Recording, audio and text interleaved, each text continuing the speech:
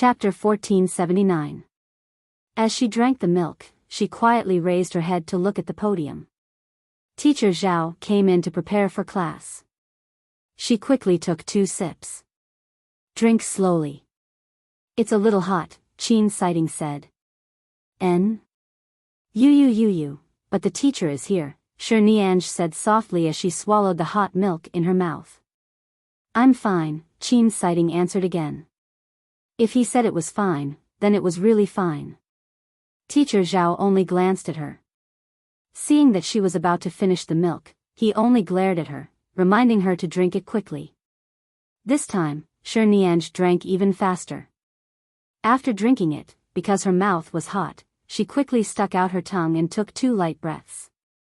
Then she turned to look at Qin Sighting with a smile. Qin Sighting turned to see her sticking out her tongue and smiling mischievously at him. His gaze landed on her slightly red lips and he retracted his gaze. His gaze landed on the podium. Shi Nianj did not feel that there was anything wrong. She retracted her gaze and quickly put down the empty milk bottle, preparing to focus on the class. However, the teacher was teaching in front of her. She could not help but think that if in Qin Sighting's heart, she was the same as everyone else, she would definitely smash a milk bottle on his head and repeat everything that had happened today.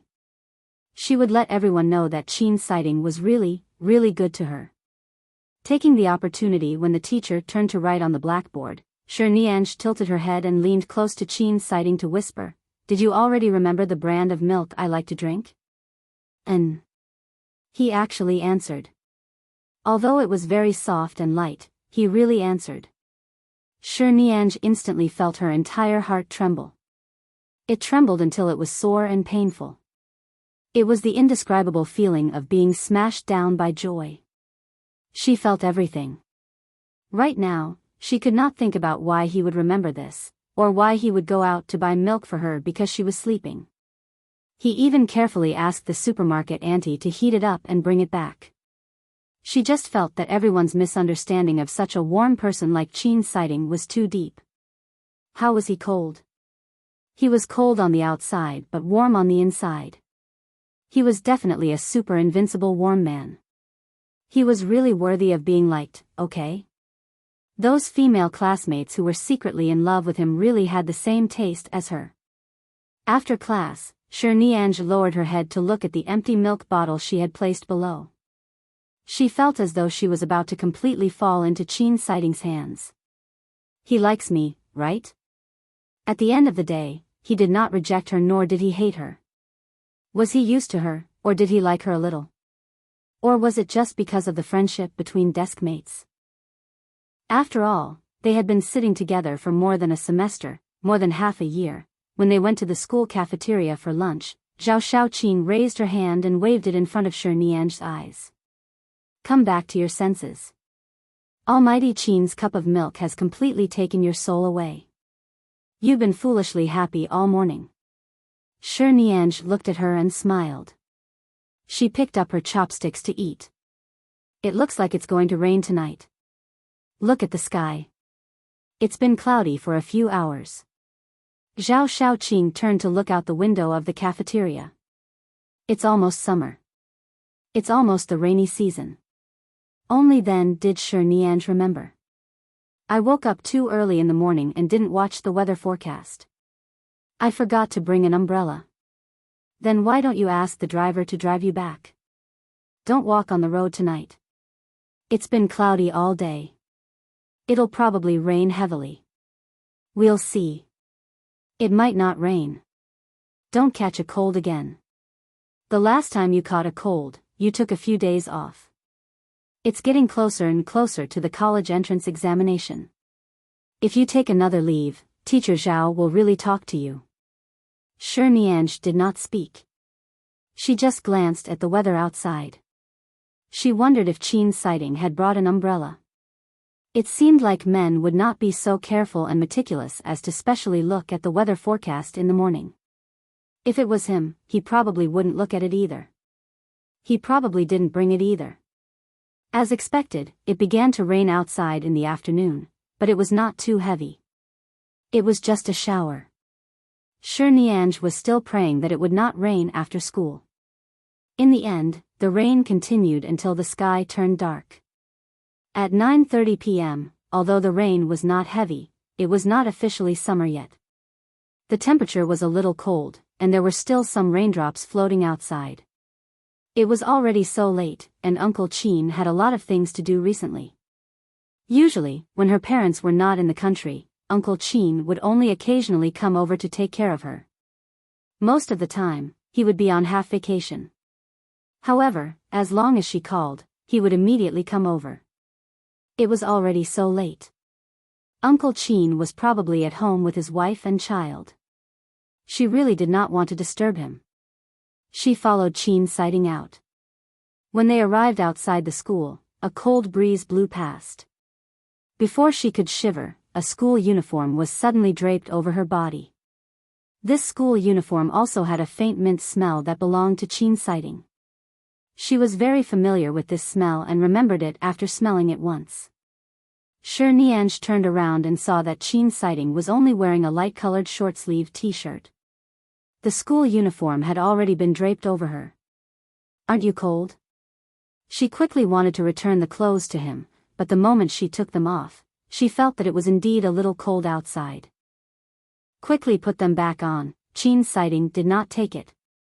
He had already walked down the stairs in front of the teaching building and calmly said, "Wear them." "I don't need it.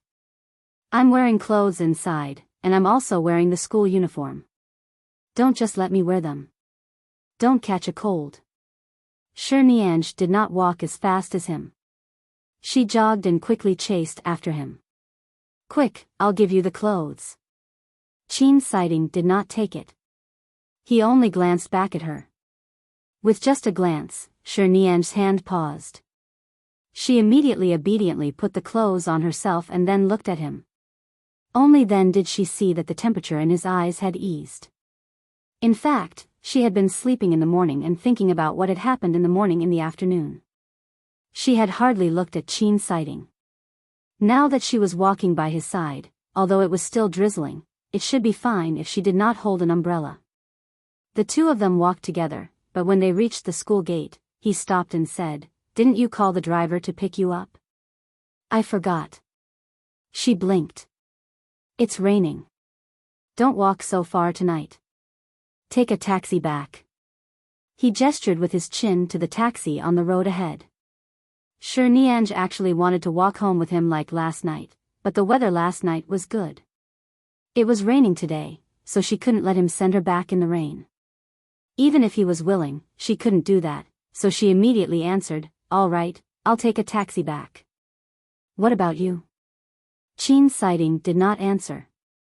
From the corner of her eye, she saw the familiar black business car parked there. Nianj was immediately surprised. Chapter 1480. She really wanted to know why there seemed to be an inexplicable feeling between Chin sighting and his mother. He seemed to be very disgusted and resistant, but his mother had been guarding him here, waiting for him. She must have been waiting for an opportunity to speak to him. After all, although this car had come a few times, it had only obediently parked outside the school gate. It did not affect his normal studies and life. In the past, Nianj rarely heard others talk about the family affairs of other big families. She did not know how the Chin family was like. The only thing she knew was that the Chin family was one of the 4 big families in High City. She also knew that Chin sighting's grandfather had a good reputation in the industry and was very popular. He was an elder respected by many people. As for the rest, she had never heard of it. Even though she liked him very much now, she did not want to pry into his personal life. Unless he was willing to tell her. "Then I'll take a taxi back." Nianj waved at him. Coincidentally, there were a few taxis in front of her. She stopped one and sat in. She turned back to look out the window. Chin sighting was standing there looking in her direction. After confirming that she had safely boarded the car, he retracted his gaze. He was really, really good. He was so good that she clearly liked him very much, but she did not even dare to say the word like. When did she, Nianj, become so timid? In the beginning, when she liked him and chased after him, she was very enthusiastic. Why was it that now that Enchanting treated her so well, she was immersed in such gentleness and could not extricate herself? She was afraid that if she did anything wrong or alarmed him, everything would disappear. She could not bear to disappear. So if she could maintain this way until the college entrance examination, it would be good, wouldn't it? But what about after the college entrance examination? Enchanting leaned her head against the car window and looked out at the rainy night. If she studied medicine and he went to America's Polytechnic University or other major universities in other cities in the country, the time before the college entrance examination was getting shorter and shorter was equivalent to a countdown between her and him. When she returned home and entered the door, Enchanting was about to put down her school bag when she realized that she was still wearing Enchanting's school uniform. She hurriedly took off his school uniform as if it was a treasure and carried it into the room. After taking a shower, she stared at his clothes. Usually, Auntie Xiang brought her clothes over. Those that could be washed would be washed at home. For example, things like school uniforms that needed to be dry cleaned or washed in other ways were all taken out by Auntie Xiang. There seemed to be an ironing machine at home. Anyway, during the evening self-study session, she had already finished most of her homework. There was only one math paper left to do. She directly put the uniform into the washing machine and added her favorite detergent and fabric softener. While the automatic washing machine was running, she finished the test paper. Half an hour later, after the uniform was washed, she picked up the dryer and dried it until it was almost dry. Then, she took his uniform to the room to iron it. In fact, the school uniform didn't need to be ironed at all, but she didn't want Enchanting's clothes to become wrinkled in her hands. The quality of the uniform was actually a very ordinary material. After ironing it twice, it was very smooth. After carefully doing it, she hung the coat in a position where she could see it from the bed. When she laid down, she looked at the two school uniforms hanging together. One was a size 185 for men, and the other was a size 165 for women. When the big and small ones were placed together, it looked like two gentle people were intimately pressed together. Enchanting covered her face on the bed as she looked at it. She picked up the pillow and buried her face in it. The next day, when she arrived at school, Enchanting specially observed Enchanting's expression. She saw that he seemed to be in a good mood and was not as depressed as she had imagined. In that case, although he had seen his mother last night, he should not have had any unhappiness. She was relieved. When she arrived in the morning, she had placed his school uniform neatly on his table. When Enchanting walked over, he saw the school uniform on the table. "I washed it last night. I can wear it." Enchanting was like a child who had done a good deed and was waiting for an adult to praise her. She widened her eyes and looked at it. Enchanting's handsome brows moved slightly. He picked up the school uniform and put it on. Seeing him put on the school uniform that she had personally washed and ironed without saying a word, Enchanting could not help but recall the scene of the two uniforms hanging together last night. Her face suddenly turned red. She turned her face away to avoid being seen by him. She lowered her head and pretended to be busy checking her homework from last night. But why was she blushing today? Just because the two uniforms were hanging together last night, and she accidentally had a dream? She dreamed that Enchanting kissed her. Originally, she was quite calm when facing him, but today, she inexplicably felt a sense of shyness. She always felt that the dream was too real. It was so real that when she opened her eyes in the morning and saw his clothes still hanging there, she felt that it was actually not a dream, causing her to be distracted early in the morning. When a person's thoughts were wandering, it was easy for them to casually draw out their thoughts. Enchanting did not notice that in the morning math class, everyone was immersed in solving the problems and drawing out the key points. However, she had unconsciously written more than 10 Enchanting on the piece of paper in front of her. In fact, she had accidentally written a few of these during self-study in the morning. At first, she did not take it too seriously and only used the book to suppress it. Right now, she was actually continuing to draw out his name. When Shirnianj finally realized what she was doing, her face instantly turned red. Oh my god, what was she doing? Earlier, when the teacher asked her to circle the key points in the book, she was still lowering her head to write. Enchanting seemed to have reached out to take her book away.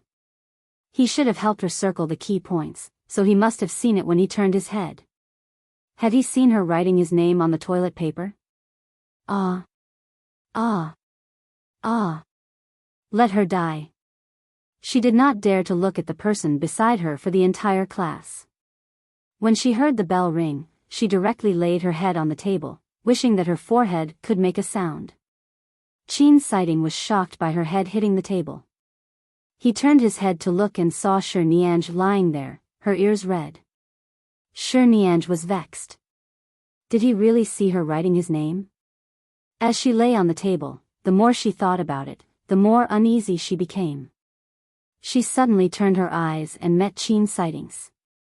Their eyes met, and Enchanting raised his cold brows to look at her. Shirnianj was still lying on the table. As she turned her head, a corner of the piece of paper filled with his name leaked out. His name was clearly written on it. Enchanting glanced at it, then at her, and then quietly retracted his gaze. Chapter 1481. Outside the window, it began to drizzle again.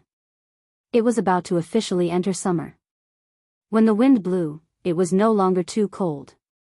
It still carried the fragrance of summer grass. The drizzle gurgled down, as though it was scratching one's heart. It was very itchy. The young man and the young girl's thoughts were gentle and warm with the drizzle. All things grew. Mom, you really don't have to worry about me. Why do you have so many things to worry about? Shirnianj took advantage of the Sunday afternoon break to lie on the sofa at home to answer Mrs. Yang Jinjin's international call. Listening to her old mother's nagging, she placed the phone by her ear and turned on the speakerphone.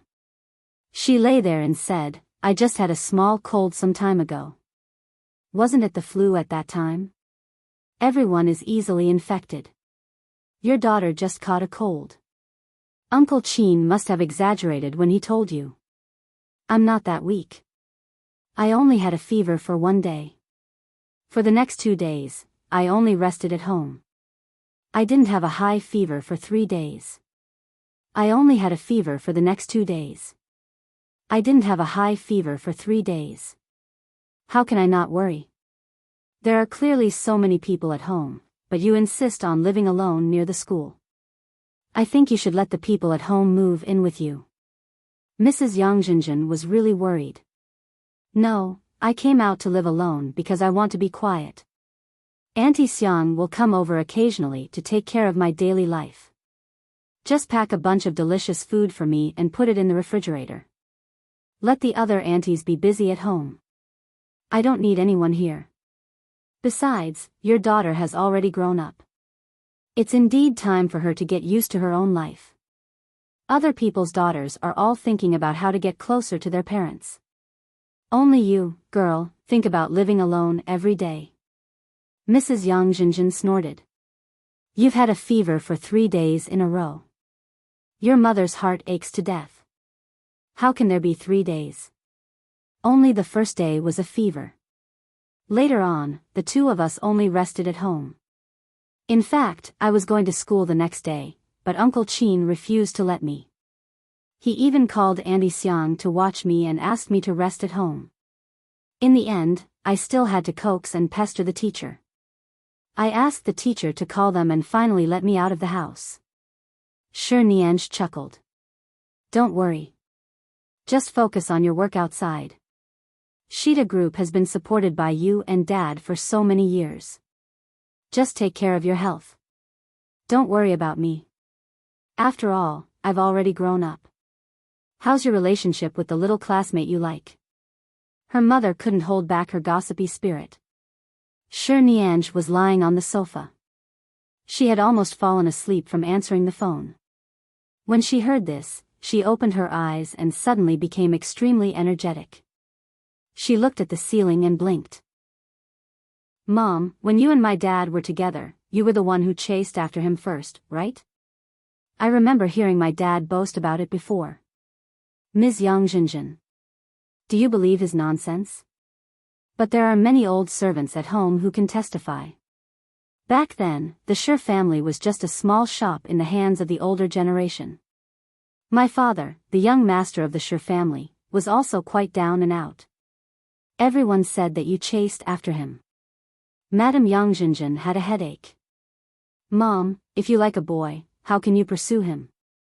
The prerequisite is that the other party must like you. Otherwise, a one-sided love won't bear any fruit, silly girl. I think he likes me, but I'm not sure. After a moment of silence, she said, the way I chased after your father, cough, let's not talk about it. Although her mother did not say anything, Shi Nianj had heard the aunties at home whispering about her parents. It seemed like her mother had asked her father to travel abroad together. When they returned, her mother was pregnant, and she was the one in her stomach. Did she mean to take the initiative? In that era, her mother had the courage to pursue true love, but at that time, her parents were already in their 20s. They were at the age of marriage. She was only 18 years old now. They were still students. She didn't dare to think about anything else. That night, she had only dreamed that Qin Sighting had kissed her. She had been embarrassed for a long time. You're not far from the college entrance examination, right? Is the little classmate you like also planning to study medicine? He probably won't learn it.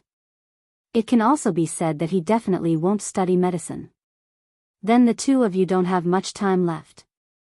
What are you afraid of? If you want to confess, just confess. If it's awkward in the end, at most, we won't contact each other after graduation. Aren't you usually very bold? Why are you so timid recently? Are you still my biological mother? You actually took the initiative to encourage your daughter to confess. She really wanted to confess. In fact, even if she didn't say it, Qin Sighting definitely knew that she liked him. However, the two of them hadn't exposed this layer yet. Perhaps it was because he knew that no matter what the outcome was, they couldn't be together. Her mother's words were easy to say, but how could it be that easy to do? If her confession failed, she would be sad and uncomfortable until the college entrance examination. Then, she would face a situation where she would completely separate from him and never contact him again. If her confession succeeded, she might face a long-distance relationship after the exam. That would be even more torturous, and it probably wouldn't last long. Instead, it would destroy the initial beauty. Mom, back then, you ate my dad so hard because you were pregnant with me, right? Shi Nianj didn't know what she was thinking and just said it casually. I guess so. Yang Jinjin vaguely felt that this topic was not good. I'm an adult now. If I really like someone, can I use your method? For example, pouncing on a male god or something? Shi Nianj. Don't even think about it. Madame Yang Jinjin's voice instantly shrank. How old are you? What nonsense did the aunties at home say to you? You're not allowed to learn, understand? You're still a child.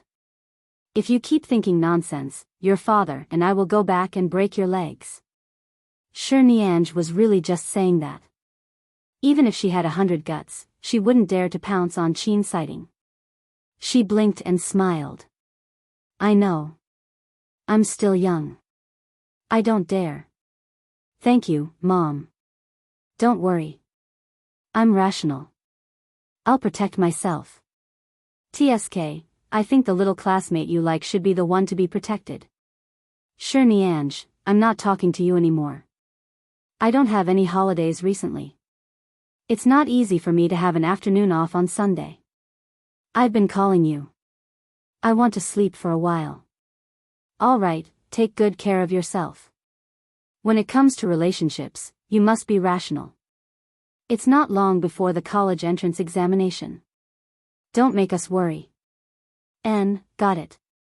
Shi Nianj hung up the phone, turned around, and buried her face in the sofa. After entering, he found that there were quite a lot of people inside. After asking the librarian where the revision books were, he went directly to the upper floor and went to the revision materials area. After walking through a few rows of bookshelves for a while, she walked forward to a bookshelf and suddenly saw Enchanting standing there and picking up a book. Today, he was wearing a simple, light-colored linen t-shirt and a pair of old grayish-blue jeans. His back view looked as straight as jade, and his clean and good-looking fingers were flipping through the pages of the book. Seeing this, Enchanting was too embarrassed to disturb him. However, she had specially taken a taxi here so late at night. If she didn't go and talk to him, why did she come here so late at night? She really missed him very much if she couldn't see him for an afternoon.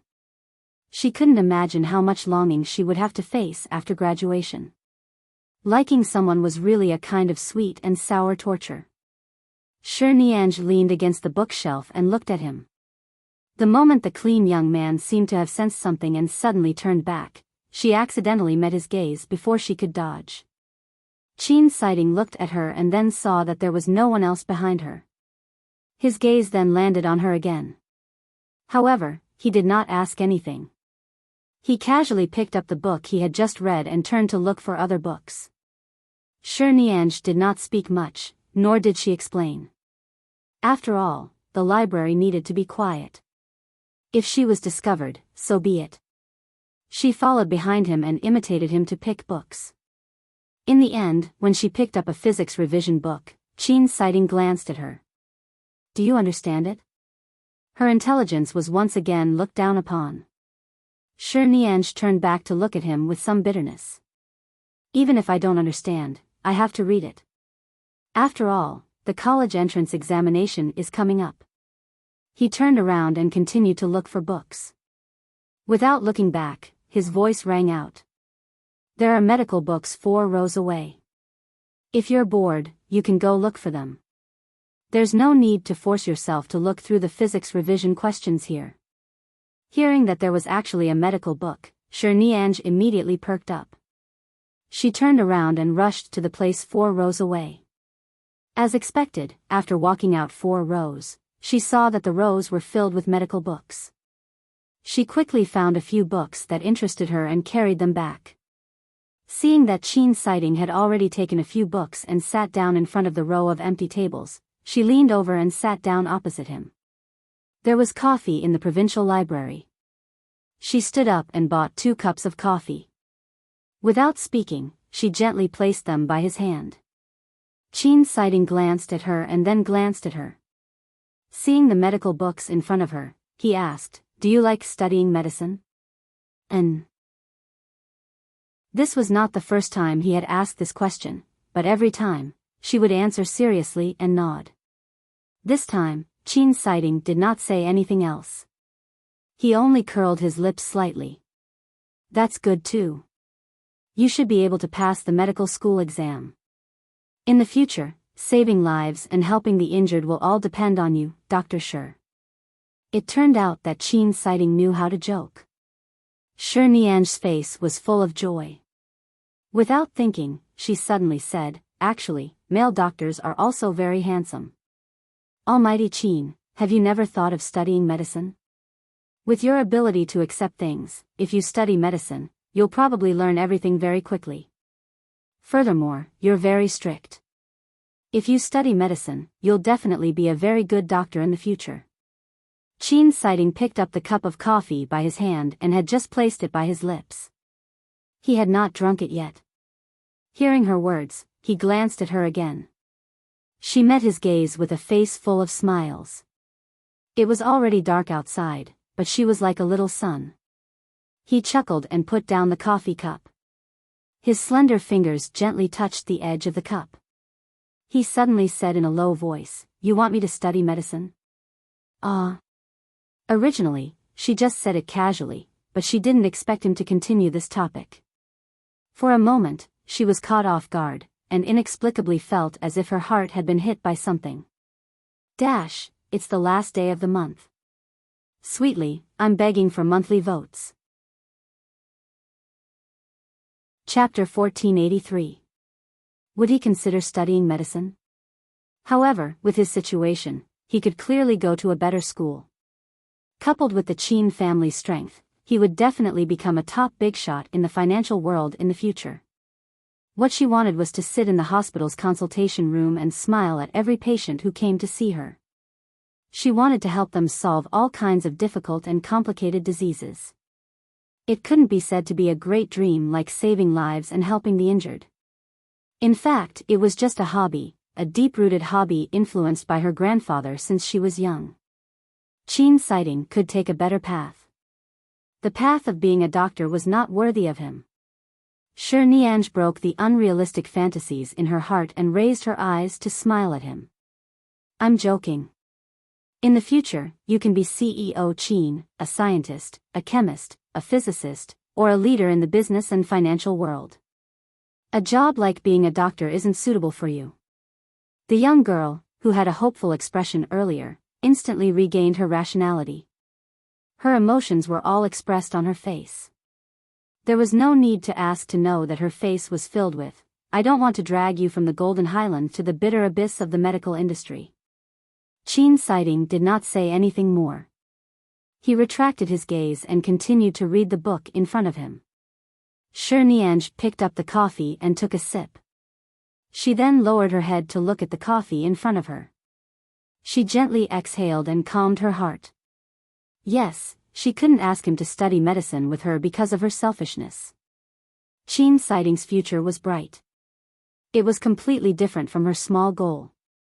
Therefore, since it was impossible for them to be together in the future, she should restrain her love for him and maintain their current friendly deskmate relationship. Otherwise, after the college entrance examination, she would probably be depressed.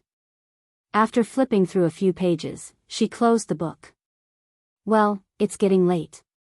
I'll borrow these books to read at home. Almighty Chen, you should go back early. The world outside is chaotic now. It's not safe for good-looking boys to walk outside too late. With that, she stood up and met Enchanting's gaze. She hardened her heart and tried her best to suppress the surging emotions in her heart. She picked up the books and left. Enchanting sat there and turned his head to look at her back without looking back. His eyes were light, but there seemed to be a clear stream hidden in them, trickling past. After returning to Lishui Villa, Enchanting placed the books on the sofa and sat by the side to stare at them. What was wrong with her today? Wasn't he usually fine? Enchanting had just asked her if she wanted him to study medicine.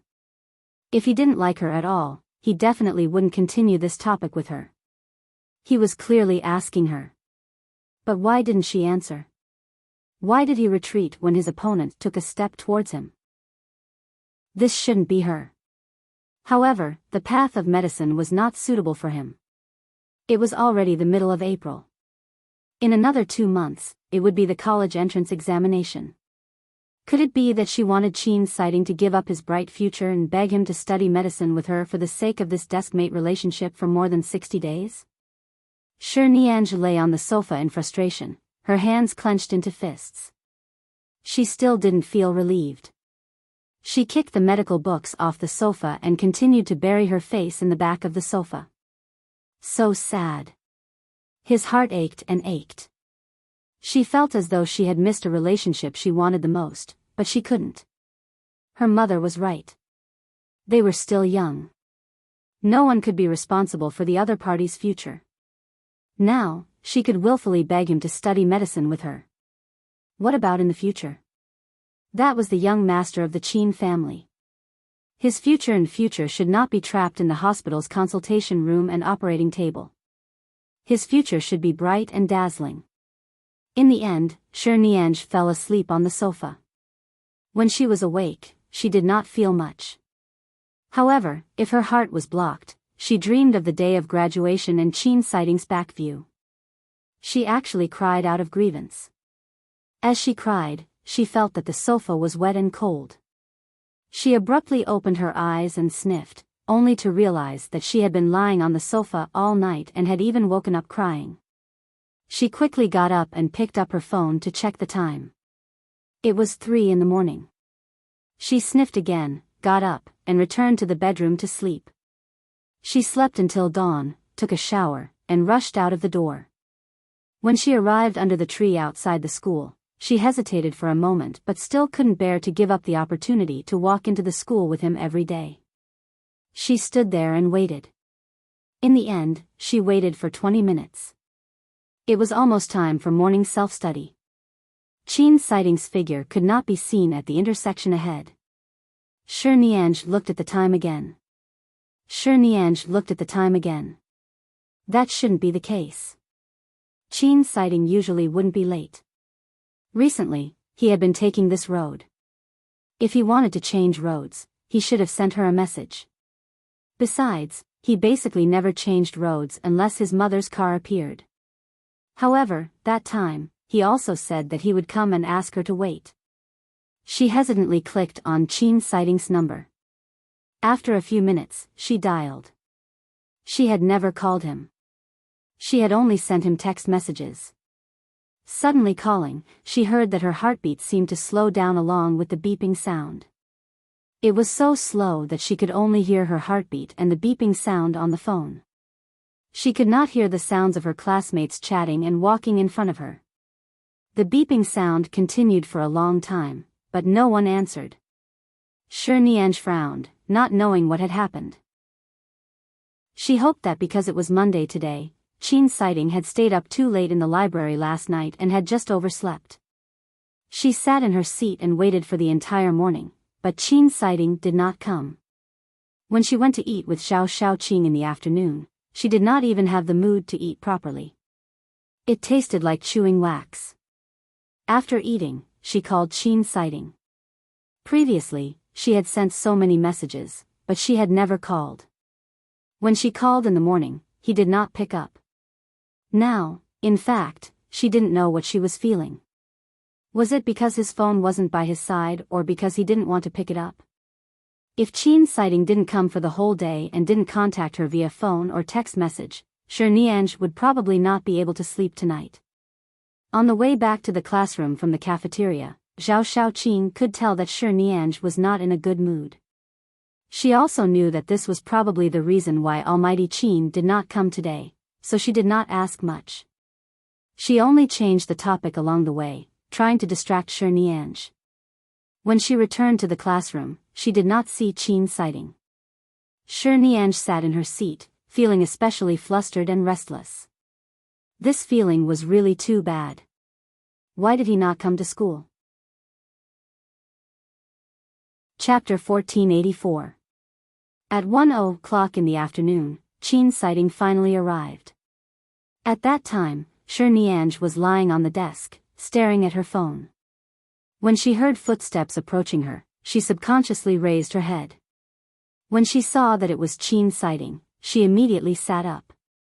Qin Sighting. She called out to him softly. Qin Sighting answered. Why didn't you come in the morning? Shi Nianj quickly looked at him from top to bottom, afraid that something had happened to him. Otherwise, why would he not appear in the morning? As she looked at him, she said, I called you, but you didn't pick up. Qin Sighting sat down. I don't have my phone on me. Shi Nianj wanted to say something, but she opened her mouth and did not say anything. She looked at him for a long time before her gaze landed on his left hand. His left hand was wrapped in bandages. The white bandages were glaring, and there seemed to be some unwashed blood on his fingers. She instantly felt a sharp pain in her heart. It was so painful that she could hardly speak. What happened to your hand? She stared at him for a long time before finding her voice and asking. Qin Sighting did not answer. Coincidentally, the bell rang, so he did not speak again. Shi Nianj looked at his hand. She could not understand why his hand was injured so early in the morning when he was still fine in the library last night. Looking at the bandages and the fact that his left hand could not move, she knew that his injury was not light. Did something happen to him this morning or last night? He didn't even send a message or call. Now that he was here, he didn't say a word. How could she be at ease when he was so injured? When Shi Nianj heard the teacher enter, she retracted her gaze, but her heart felt uncomfortable.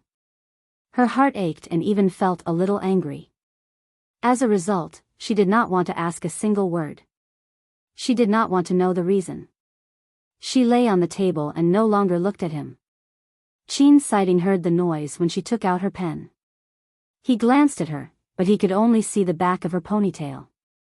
He retracted his gaze. After a while, he glanced at her again. Shi Nianj did not dare to look at Chin Sighting's left hand for the entire afternoon. Even when she wanted to go to the toilet with Zhao Shaoqing after class, she did not say a word to him. She only went out with Zhao Shaoqing when Chin Sighting stood up. When he returned, he glanced at her. She did not say anything and sat down when he stood up. She still did not want to talk to him. But when he got up, she could see the wound on his left hand from a closer distance. Looking at the bandage, there seemed to be some faint traces of blood seeping out of his palm. Her heart hurt as if it had been pierced by a needle. Every hole that was pierced by the needle was piercing her sharply, making her feel uncomfortable. Before school ended, Shi Nianj finished copying the homework the teacher had given her. She tore it off and placed it on Chin Sighting's table, but she still did not speak to him. Chin Sighting glanced at the homework Shi Nianj had helped him with. He did not ask her to help, but even though he was injured on his left hand, it was still more difficult for him to hold the notes and papers and write so many words than usual. She silently wrote a copy for him and threw it to him without a word. She was clearly concerned, but the anger in her voice was too obvious. Chin Sighting did not say anything, but he gratefully folded the homework and placed it in his book. He could not use one hand. No matter what he did, he could only use his right hand. It was actually very inconvenient. Shi Nianj frowned and reached out to help him put the book into his bag. She then zipped up his bag. Neither of them spoke. School ended neither too early nor too late today. School ended at 8 o'clock. As usual, the two of them walked on the road in front of them. Usually, they didn't talk much during the 20 minutes after school, but today, the atmosphere was especially silent. This was because Shi Nianj did not speak. She did not even say a word. However, Chin Sighting could feel her gaze. In the heavy atmosphere, Shi Nianj would occasionally turn to look at Chin Sighting's face. She tried her best not to look at his hand. Otherwise, her heart would really hurt to death. Every time Chin Sighting felt her gaze, he would turn to look at her. His expression was very calm, and his gaze at Shi Nianj was also very calm. Shi Nianj could not figure out what was going on between such a gentle and outstanding person and his mother. How did his hand get injured like this in just one night? Halfway through the journey, Shi Nianj had long forgotten the rationality she had when she returned home from the library yesterday. She could not bear to really not say anything along the way. After all, she had waited for him for the entire morning and did not speak in the afternoon. After a while, she would not be able to see him again. She asked in a muffled voice, "What happened to your hand?" Chin Sighting glanced at her again and answered, "I was cut by the broken glass. It's a superficial wound. It's nothing." Nothing? If it wasn't serious, he could have simply bandaged it in the morning. Why would he not come to school for the entire morning? She pinched the hem of her school uniform and continued to ask in a muffled voice, "How did you hurt yourself?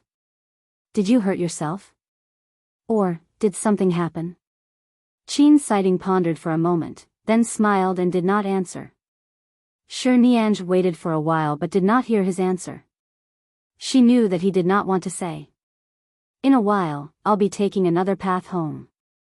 School ended quite early today. Where do you live? Do you have any bandages or gauze at home? The gauze on your hand is already soaked in blood. You should bandage it again. I'll go to your place and help you bandage it." Chin Sighting stopped in his tracks. As though he had thought of something, he looked at the intersection that led to her home and asked, "You know how to bandage?" "Yes. Have you forgotten that I'm going to study medicine? I've been by my grandfather's side since I was young. I knew how to bandage external injuries when I was 12 or 13 years old. I'm even more professional than many nurses in the clinic." Speaking of which, Shi Nianj felt that she finally had something to help him with. Chin Sighting nodded. Shi Nianj waited to follow him. However, when they reached the intersection, Qin Sighting did not continue forward. Instead, he walked toward the intersection that led to Lishui Villa. She looked at him in surprise and followed. Let's go to your place, he said. Shi Nianj was surprised. He was going to her place? She did have a medicine box at home, and there was no lack of bandages. Ever since she was young, her family had never lacked any medicine. After all, there was an old doctor at home.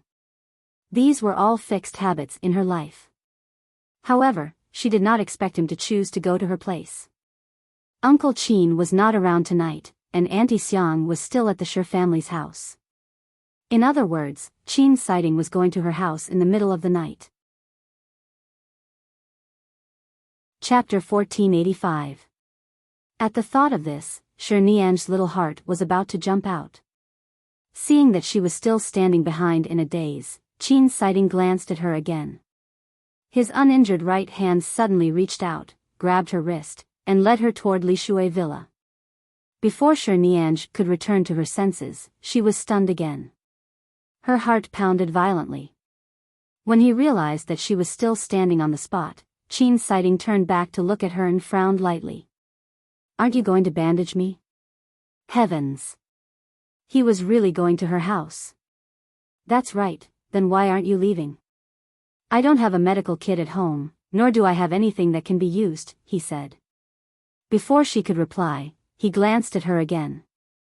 "Don't you have an auntie and a driver at home? Is there no one else at home?"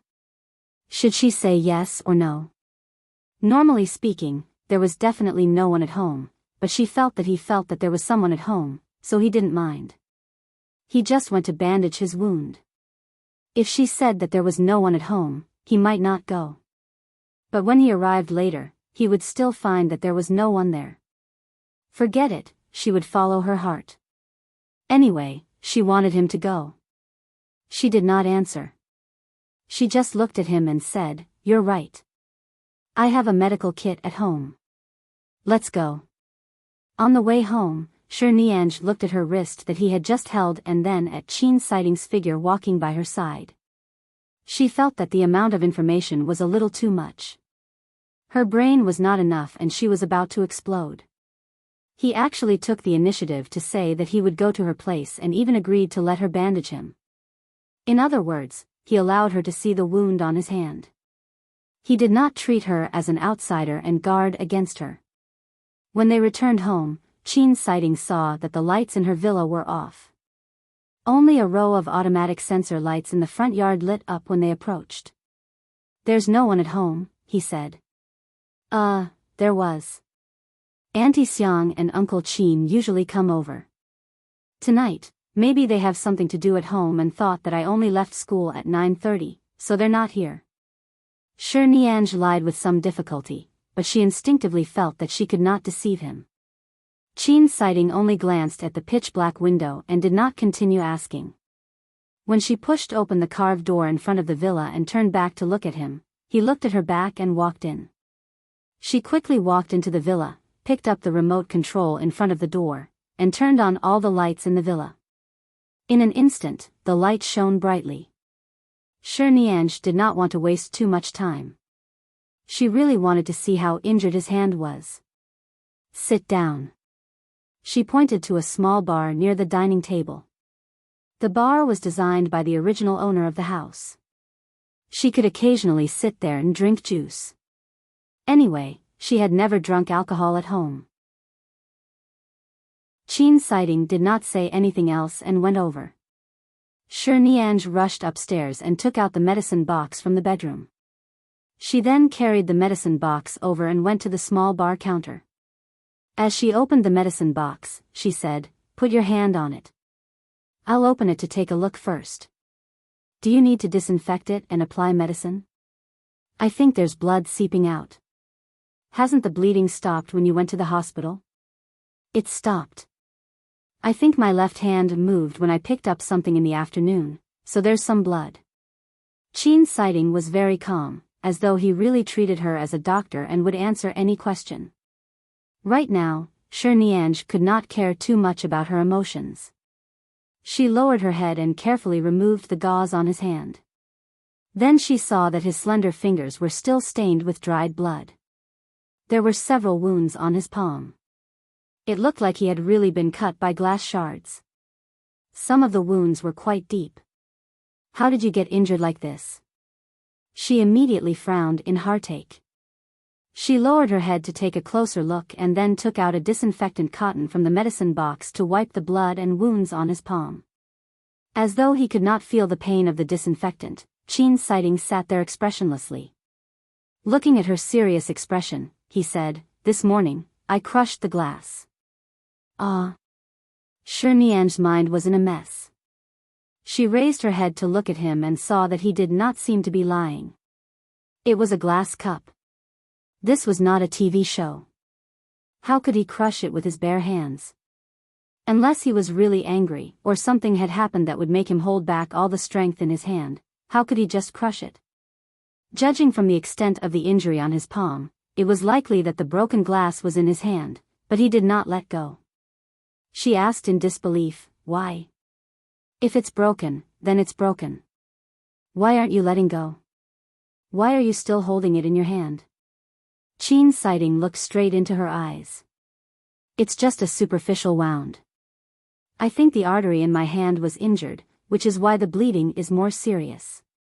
Actually, it's not very painful." "Not very painful? This is a hand. Even your fingers have small scratches. Don't you have any pain nerves?" Nianj gritted her teeth in anger. Thankfully, his bones and nerves were not injured. Nianj inexplicably thought that with his beautiful hands, if he were to become a doctor, how beautiful would he look when he picked up the scalpel. If his nerves were injured, he would never be able to learn medicine in this lifetime. Why did she think of learning medicine again? She held her breath and continued to disinfect and clear the blood. However, she was indeed very good at bandaging. When she was young, she often practiced with the old servants at home. Even when the gardener accidentally cut his hand, she would take the initiative to help bandage it. As time passed, her bandaging skills were really better than many intern nurses. But this was Enchanting's hand. No matter how well she bandaged it, her hand was still trembling visibly. After disinfecting it, she went to the medicine box to search for medicine suitable for him. Enchanting's gaze also landed on her face. Sensing that he was looking at her, Nianj's heart began to race again. There was no one at home right now. It was already so late, and the sky outside was dark. She suddenly recalled someone who said that a man and a woman were alone. Her hand rummaged through the medicine box. After searching for a long time, she suddenly forgot what she should be looking for.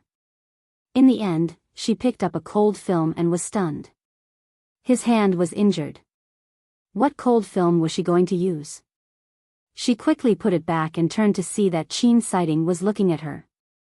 He had clearly seen her stupid action earlier. Awkward. Agitated. It was really killing her. But right now, his palm was still injured. Right now, she felt that the hand in front of her had become especially precious. She quickly found the medicine and carefully applied it for him. What should she do? Her hand was actually trembling. She was clearly very professional, okay? Why was she trembling? On the first day of the month, I'm here to ask for monthly votes again, ha ha ha. Chapter 1486. Nianj quietly patted her hands, trying to control the trembling of her hands. In the end, Enchanting suddenly laughed. "My hand is injured like this. You're not the one in pain. Why are you trembling?" Enchanting asked her. Nonsense, because this was Enchanting's hand. Nianj did not speak. After bandaging his hand, she raised his hand and examined it. "How is it? Is it comfortable? If it's uncomfortable, I'll wrap it again." Enchanting glanced at the hand she was holding and then at her pained and careful expression. He was not in a hurry to pull his hand back. Instead, he looked at her slightly reddened eyes. After thinking for a moment, he retracted his hand and did not say anything. Nianj knew that her performance might have been too obvious, because her heart really ached. His hand was injured like this. She quickly packed the medicine box and said, "Don't touch water for the next few days. If you don't want to go to the hospital, come to me every day to apply medicine and bandage it. By the way, the weather has been getting hotter recently. It's not good to keep wrapping your hand like this. That's all for today. Tomorrow, I'll go buy some better gauze to prevent the wound from healing." Enchanting sat there and did not speak. He only listened to her. When Nianj ran back to put the medicine box away in her slippers and then ran back to sit opposite him, he still maintained his posture with one hand on the small bar counter. Seeing her anxious expression, he smiled faintly. "If you're not willing to tell me the reason, I won't keep asking you." Nianj sat opposite him and looked at his left hand, which was wrapped very smoothly. "But in the future, if you can't come to school because of something, can you give me a call or send me a text message? I've really been worried all morning." Enchanting's handsome brows moved slightly. "You're so worried about me?"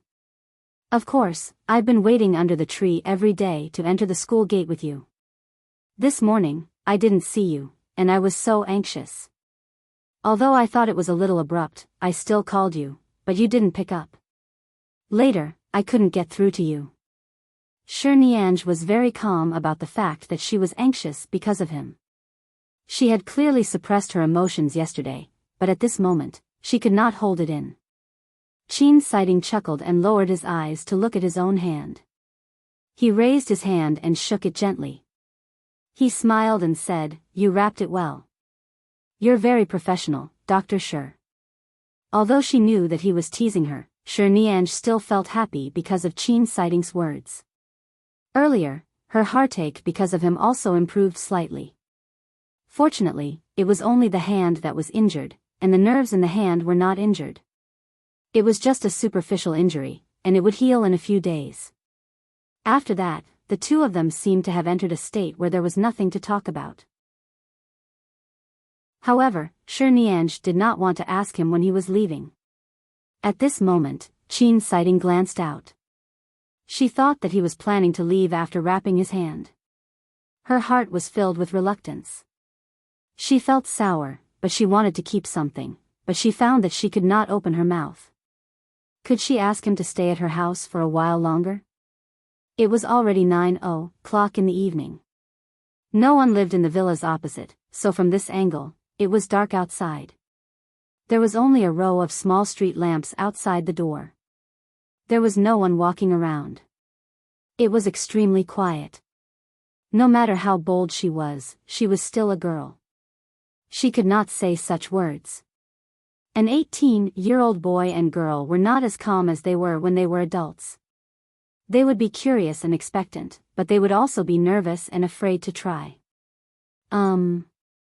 She used a brainless method to continue the topic. "Do you want something to drink?" Enchanting glanced at her. This was a small bar counter, and next to it was a wine cabinet. However, there were only a few bottles of red wine that Uncle Chin had placed here. The alcohol content was not high, and Nianj usually did not drink it. The other cabinets were empty. Afraid that he would misunderstand, she quickly said, "There are all kinds of fruit tea and drinks in the fridge. By the way, the fruit tea was made by Auntie Xiang. I brought it to school for you to drink. I remember that you liked it. She often came to make it. After 2 or 3 days in the fridge, the taste is even better than the first day. Do you want another cup?" Perhaps it was because Enchanting enjoyed the quiet atmosphere of such a night that he was not in a hurry to leave. He only looked at her expectant gaze and said, "All right, try it." At the very least, there was still time to taste the fruit tea. That meant he was not in a hurry to leave. Nianj immediately got up with a smile and rushed into the kitchen to open the fridge to make the fruit tea. When she was in the kitchen, she recalled the bowl of onion oil noodles that Enchanting had made last time. In an instant, she felt that she was locked in a bubble of happiness and did not want to go out at all. When she finished making the fruit tea and brought it out, she saw that Enchanting was still sitting there, but there was a book by his hand. It was the medical books she had brought back from the provincial library yesterday. She was not at home during the day. Auntie Xiang had probably come and helped her tidy up the house. She tidied up the books under the sofa and placed them on the small bar counter. Although she knew that he was just casually picking them up to take a look, Nian's heart skipped a few beats. The feeling of being touched by the person she liked was really wonderful. She walked over with the fruit tea and gently placed the cup by his side. "Try it." Enchanting's gaze landed on the title page of the medical book. He did not raise his head, nor did she rush him. She sat back down opposite him and held the cup to drink alone. She didn't know what he was looking at. It seemed like he had been looking at the words on the title page. There weren't many words. She had read it yesterday. On the title page of the book were the last words of a famous German doctor who had dedicated his life to the operating table. It could be considered the preface of the book. That German doctor had many achievements and accomplishments in the history of medicine in recent years. He could be considered one of Nian's idols. However, he had passed away a few years ago. This book was published more than 10 years ago. Right now, it was just a reprinted version. Whether it was the previous version or the current reprinted version, she had read them all, so she knew what he was reading now. Enchanting seemed to be reading very seriously. As Nian drank the fruit tea, she raised her eyes to look at him. She saw that he had finally put down the book, but he did not return it to its original position. Instead, he shifted his gaze away from the book and looked at her. "Can I take this book back to read?" Chapter 1487. Ah. This book? Nian was stunned. "This book, is it medical?" Enchanting nodded and picked up the cup of fruit tea by his hand to take a sip. He seemed to be very satisfied with the taste and took another sip. Seeing that he liked it, Nian felt that she should tell Auntie Xiang tomorrow to make more and put it in the fridge. This way, Enchanting could still drink it when he came. He had an injury on his hand and was very satisfied with her bandaging. Perhaps he would come again tomorrow. "If you want to read the book, take it back. Anyway, I borrowed it from the provincial library. We can return it together in 2 days."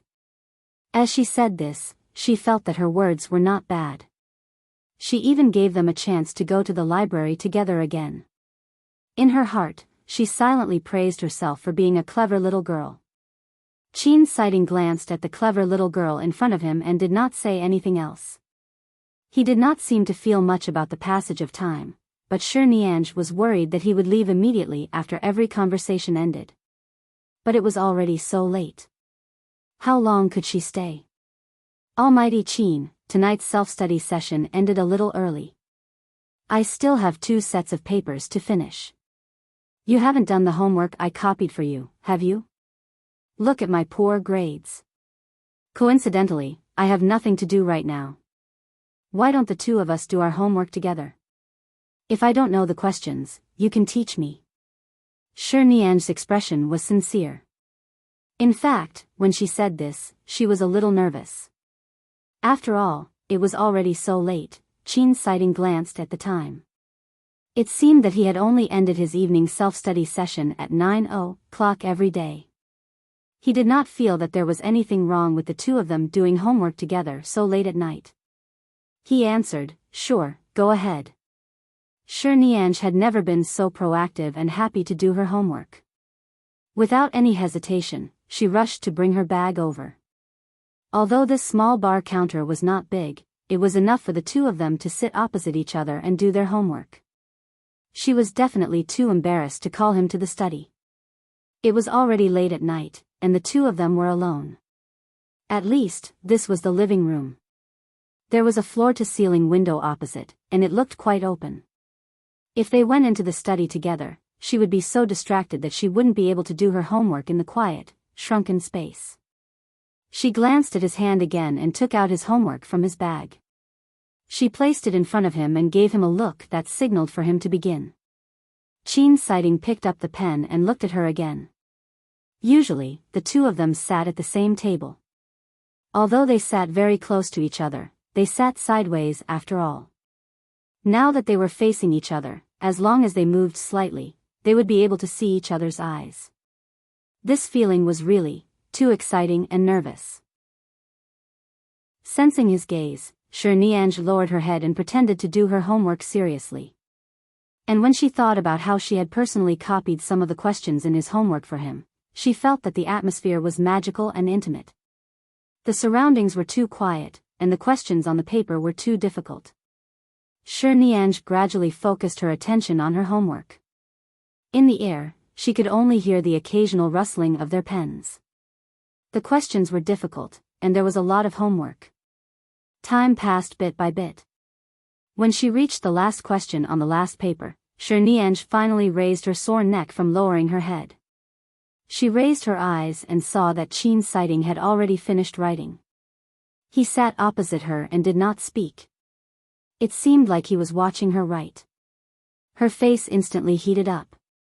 "Look at how long I've been doing my homework." "Not long," Qin Siding said calmly.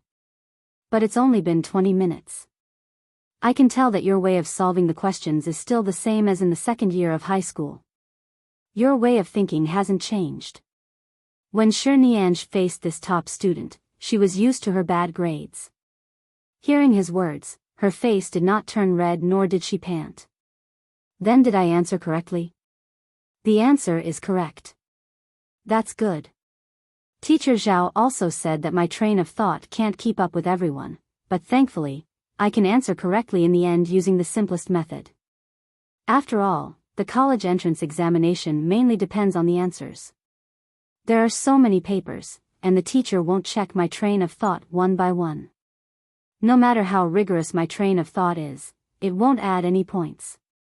As she spoke, she lowered her head and continued to solve the last question. She had indeed written all the questions correctly, but her speed was very slow. When she finished, she saw that Qin Siding's gaze was still on her paper, patiently watching her write. Nianj immediately felt as though her heart had been splashed with wine. It was hot and burning. She pinched the pen in her hand and then put it down. "All right, I'm done." She then glanced at the time. It was 10:30 p.m. Qin Siding was actually at her house. He had yet to leave at 10:30 p.m. "It's already so late," she muttered softly. "I've finished my homework. I've drunk the fruit tea and wrapped my hands." Qin Siding slowly counted the reasons she had tried to make him stay. "Can I leave now?" Nianj looked at him. She looked like she wanted to say something but didn't dare to. In the end, he didn't give her a chance to ask him to stay for the night. He put the German doctor's book into his bag, put on his black shoulder bag, and left. Nianj thought to herself that her place was very big. There were several guest rooms on the upper and lower floors. If he wanted to avoid suspicion, he could sleep in a guest room further away from her room. It was already so late. What time would it be if he went back? However, Qin Siding did not give her a chance to speak and left just like that. She quickly got down from the bar counter and quickly followed. Almighty Qin Siding had already walked to the door. He glanced back at her. "It's getting late. Take a shower and sleep early." She swallowed the words that were about to come out of her mouth. Suddenly, she didn't have the courage to say it. She really wanted to say, "Just sleep here for the night. We'll go to school together tomorrow." However, when the words reached her mouth, she still said, "All right. Then you have to take care of your hands. Don't touch the water when you go back to shower." He answered, pushed the door open, and left. Seeing his back view disappear outside the villa, Nianj stood in front of the door and watched his back view. She pursed her lips, feeling reluctant to part with him. Qin Siding did not turn back. If they walked out of the small path of Lishui Villa, it would be the main road. It would be easy to get a taxi. She did not need to worry about him going home alone. After all, she was not a girl who needed to worry.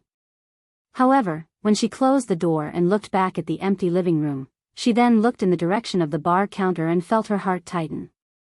However, she knew that even if she really spoke, Qin's sighting would not stay. Chapter 1488. Right now, Nianj was not even in the mood to shower or sleep. She sat on the sofa and turned on the television in a daze. She was not sleepy at all. Qin's sighting had already left for 5 minutes. He should have already hailed a taxi. She leaned against the sofa, supporting her chin with her hand as she sighed. All of a sudden, her phone vibrated. She sat up straight, picked up her phone, and opened it to take a look. It was a message from Qin's sighting. Qin's sighting, rest early. Girls live outside by themselves. Don't easily ask anyone to stay overnight. You have to learn to protect yourself. Nianj held her phone and stared at it for a long time. Her heart, which had been messing around for a long time, finally calmed down. He could tell that she had been wanting to say something all night and could also tell what she meant. He definitely wouldn't think too much about it, but he was thinking for her, so he didn't give her a chance to speak. Qin's sighting. He was poisonous. How could she quit when she was so fond of her? She smiled and replied, "Good night." Then she stopped thinking about it and got up to go back to her room to shower and sleep. The next day, when Nianj saw Qin's sighting walking over under the tree, she immediately looked at his hand. She saw that the gauze on his hand was wrapped well and was still the same as last night. She could tell that it had not touched water and was clean. During class during the day, she would occasionally pay attention to his hand. When he wanted to take something, she would be the first to stand up and help him take it. During lunch, Zhao Shaoqing clicked her tongue and said that she was deeply in love and couldn't extricate herself. She didn't know when Almighty Qin would give her a response. Nianj didn't think too much about it. Anyway, he was injured now, so she wanted to help him do something. Otherwise, she wouldn't even be able to interfere. In the afternoon, Nianj saw that Qin's sighting had not moved his hand all day. He was placing his left hand on the table and slowly picking up the papers. She glanced at it and said, "The wound hasn't healed yet. Bear with it. If you keep moving, you won't like it. Then you'll have to wrap it for many more days." Nianj smiled at him. "I told Auntie Xiang to make some food before she leaves tonight. Don't eat at school tonight. Anyway, school ends early today. When you go to my place tonight, try the soup Auntie Xiang made. It's delicious." Qin's sighting turned his head to look at her. Nianj smiled at him. Qin's sighting looked at her with sincerity. Seeing that he did not speak, she thought that it was too abrupt to ask him to go. She quickly said, "Your hand has to be changed every day. Aren't you going to go to my place to bandage it? If you don't go, you have to remember to go to the hospital to bandage it. If you..." Tang, sighting nodded. "Qi," he said. "Sighting? Question mark. Ah. Tian." Nianj's breathing stopped. She really wanted to grab his hand and shake it. She wanted to ask him, "Almighty Qin, are you awake?" 4. Shiped. Been. 4, I been, have been for long. School ended at 8 in the evening again. This time, the two of them did not have to walk so far. They took a taxi outside the school and returned to Lishui Villa. Nianj didn't eat that night. She didn't know if Qin's sighting had eaten, but she remembered that he only went out to buy a bottle of water during dinner break. It had only been 10 minutes. He probably hadn't eaten. Thus, when they arrived home, they saw that Auntie Xiang had already left. However, there were still various dishes and soup that had just been prepared in the kitchen. They were all kept warm and could be eaten directly.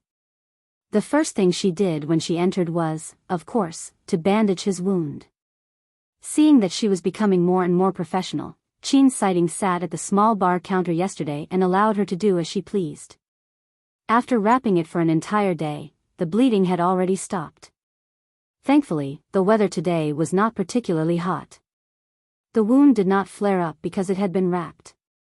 However, Nianj had forgotten to buy new gauze, so when she wrapped it for him today, she specially wrapped it twice less than yesterday. She tried her best to keep the wound on his palm in a better ventilated state. After wrapping it up, she went to the kitchen to get the bowls and chopsticks. She took out all the dishes that Auntie Xiang had cooked and brought them to the table one by one. All right, let's eat. She smiled as she placed the cutlery on both sides of the dining table. When Qin Sighting really sat down to eat with her, Nianj picked up her chopsticks to pick up some food. At the same time, she seemed to inadvertently raise her eyes to look at him.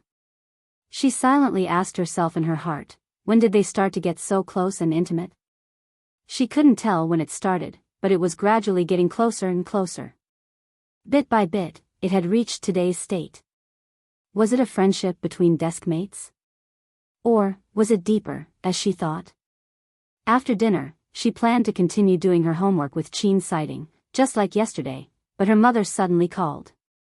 Although her parents usually didn't have much time to accompany her, they would chat with her on the phone. Under normal circumstances, she didn't dare to ignore Madame Yang Jinjin's call. She could only ask Qin Sighting to sit on the sofa and wait for her for a while. Then, she was afraid that her mother would know that she had brought the boy she liked home. She would definitely nag her again and fly back from abroad overnight. To be safe, she ran back to the bedroom to pick up the phone. On the phone, she told her mother about school and life for the past few days. Madame Yang Jinjin did not forget to ask how her development with the boy she liked had been recently. Nianj was in a difficult position. She wanted to lie, but she felt that she couldn't. However, if she didn't lie, the person she liked was at her home. In the dead of the night, she had just had dinner with her and was waiting for her to come downstairs to do her homework. She couldn't say it. She simply sat in the room and told her mother everything to make her mother feel at ease. In the beginning, her mother didn't believe her. Based on her mother's intuition, she felt that something was hidden. However, after chatting for a while, she realized that Nianj had always been very reassuring. Although she was young, she wouldn't lose her rationality in relationships. In the end, she decided not to ask. In the end, Nianj ended the call with the excuse that she hadn't done her homework. The call lasted for a full 20 minutes. She quickly put down her phone and ran out. When she went downstairs, she wanted to call Qin Sighting and say that she was here. She could do her homework now. She had been waiting for a long time. However, just as she ran to the corner of the stairs on the first floor, she suddenly saw that Qin Sighting had fallen asleep on the back of her sofa. His head was raised, and his hand was resting on the sofa. He was quiet. Nianj's voice was stuck in her throat. She couldn't believe that he had actually fallen asleep in her house. She quickly lightened her footsteps and quietly walked over. Chapter 1489. Nianj walked over. After knowing him for so long, this was not the first time she felt warmth and familiarity. However, at this moment, she suddenly felt that her relationship with Qin Sighting was really very close. So close that he would fall asleep in her home. She walked around the sofa and carefully poked her head out to look at his sleeping face. Suddenly, she wished that time could stop like this. She didn't want to do any homework tonight. He could just sleep like this until he went to school with her tomorrow morning. At most, they could catch up on their homework during the morning self-study period. She stood by the sofa and looked at him quietly. She then looked at his sleeping posture and thought for a moment. She turned around and brought a pillow over. When she walked back, she was still wondering if she should stuff a pillow for him to lean more comfortably. But what if he woke up? Qin Sighting must have accidentally fallen asleep while waiting for her. If he woke up, he probably wouldn't sleep again. Nianj stood on the spot, feeling a little conflicted. She looked at him for a long time, pacing back and forth with the pillow in her hand. She turned back to see him sleeping on the sofa. This leather sofa was very soft. She often slept on it. In fact, it didn't matter if she put a pillow or not. After struggling for a while, she put the pillow back to the side and stood by the sofa to look at Enchanting's sleeping face. So beautiful. It seemed that every time she had this opportunity to look at him intently, she would be at a loss for words. In her mind, there were only the words so handsome, so handsome, so handsome, echoing over and over again. However, if it was said that when she first saw him, she was only captivated by his looks, after so long, she knew that it was not just because of his so-called good looks. Enchanting was really too good. She really, really, really liked him. She had never liked someone like this before. From the looks of it, his skin was really good. It was very white, but it was not the kind of very feminine white. Instead, it was the kind of white that was very healthy, sunny, and clean. Enchanting quietly leaned over to take a closer look. She gently stepped forward and stepped on the edge of the carpet under the sofa. This time, she was so close that her legs were pressed against the edge of the sofa. She then leaned closer. Just as she leaned over, Enchanting's leg, which was bent up because he was leaning against the sofa, suddenly stretched forward. She did not expect his leg to suddenly stretch forward. Coincidentally, her leg was right there, and she was hit by his leg. In the next moment, because she was too careful, she could not stand steadily. She suddenly fell toward the person sleeping on the back of the sofa. With Enchanting's pounce, Enchanting quickly opened his eyes. He looked down drowsily and saw a head lying in his arms. Then, he slowly raised his head awkwardly and met his gaze.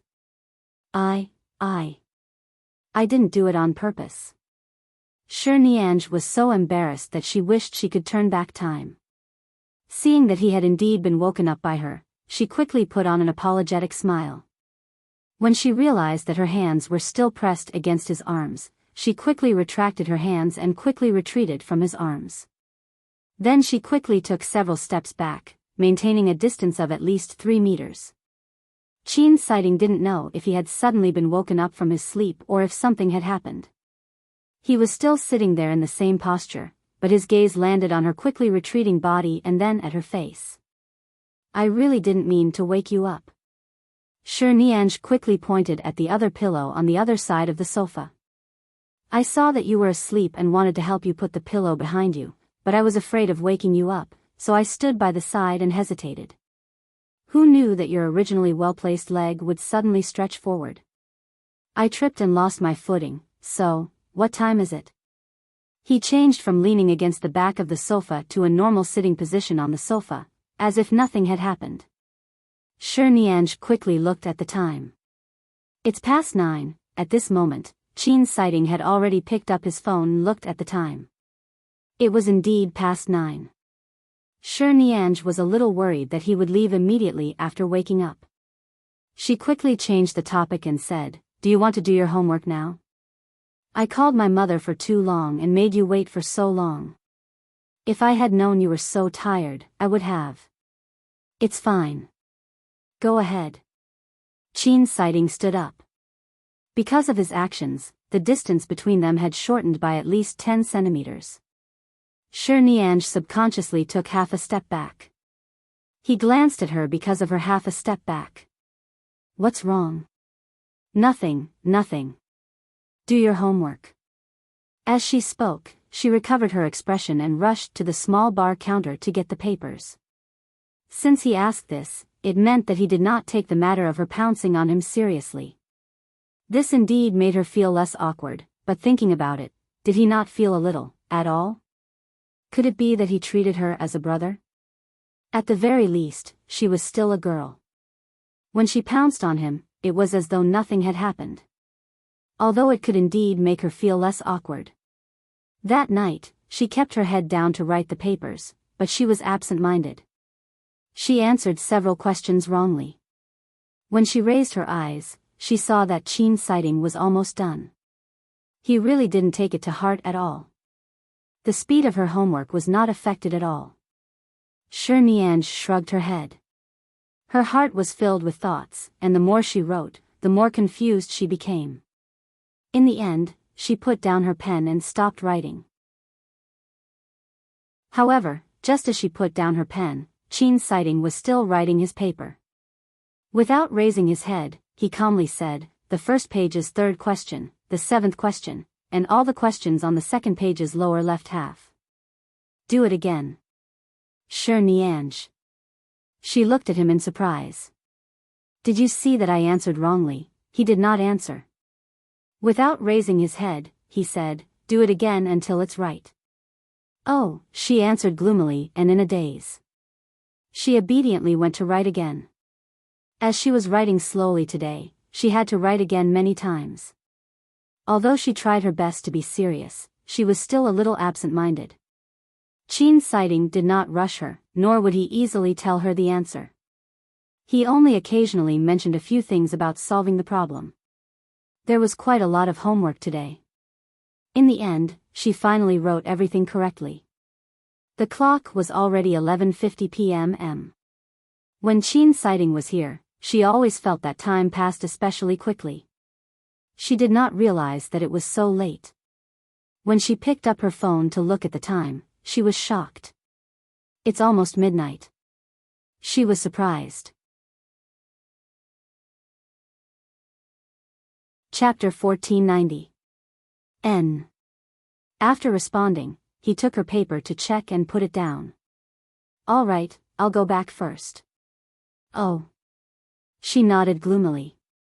This was because the message he had sent last night clearly indicated that no matter how late it was, he would not easily stay at a girl's house. Furthermore, it was all for her own good. She would not unconsciously think of anything else. Other than nodding, she did not know what to say. However, she was still a little worried after writing so late today. When he was about to leave, she walked over and asked, "Are you still coming tomorrow night?" Enchanting turned back to look at her. "I mean, you wrote so late today. When you go home and clean up, it'll probably be very late by the time you go to bed. Coming to my place might affect your normal schedule. After all, I'm too slow at doing homework." She paused. "So, are you still coming tomorrow?" Enchanting did not answer at first. Then he raised his hand to look at his bandaged hand and gently shook it in the air. "Depending on the degree of healing, I'll come if I still need to apply medicine and bandage it." Nianj knew that he would come to her house. Of course, the premise was that she had helped him bandage it. She quickly nodded. "All right, then I'll ask Auntie Xiang to prepare dinner tomorrow. What do you like to eat? Tell me at school tomorrow." "It's too late now. I'll call Auntie Xiang tomorrow." Enchanting smiled and did not say more. He waved his hand, indicating that he was leaving, and then left the door. Nianj turned back to look at the sofa not far away. She recalled the scene when he leaned against the back of the sofa and she pounced on him. She had actually pounced on him. What would Enchanting think of her back then? Although she had explained later, he had always known that she liked him. Would he think that she did it on purpose? That she wanted to do that to him, she really didn't do it on purpose. It was all his fault for being tall and long. She did not expect him to suddenly stretch his legs forward. Nianj quickly raised her hands to press her cheeks, trying her best to reduce the heat. However, her heart was still pounding non-stop. The smell on his body was really nice. Liking a person made her feel that even his fingers that held the pen seemed to emit magic. Not to mention that she had thrown herself at him. She, Nianj, had actually been in Enchanting's arms for a few seconds. Ah! The wound on Enchanting's hand healed rather quickly because she really put in a lot of effort to bandage it. In less than 4 days, he no longer needed to bandage it. As long as he paid attention to disinfecting it every day, it would be fine. However, even if he didn't need to bandage it anymore, he still went to her house for a few days. It was great. Enchanting accompanied her home every day and only left after he finished his homework. This relationship actually lasted for a week. It was getting closer and closer to the college entrance examination. This week, the teacher began to strictly control the evening self-study session. The time for the evening self-study session was changed from 8 to 10 o'clock. Sure enough, even if third-year students were as tired as dogs, they still had to listen to the teachers and the school's arrangements. Originally, she was used to doing homework at home with Chin sighting after school every day. Suddenly, she had to study in school for so long. Sure, Nianj was resistant, but thankfully, Chin sighting was her desk mate. In fact, she could sit by his side from morning to night every day. However, the atmosphere at home was completely different from being alone in school. On Wednesday morning, everyone returned from their morning exercises. Sure, Nianj stood up to get herself a glass of water. When she returned to her seat, the male desk mate at the front table turned back and said to her, "Earlier, Lin Su placed a few books on your desk. There's also a small bag for me to hand to you." Before Sure Nianj could speak, she saw a beautiful gift bag placed on her desk.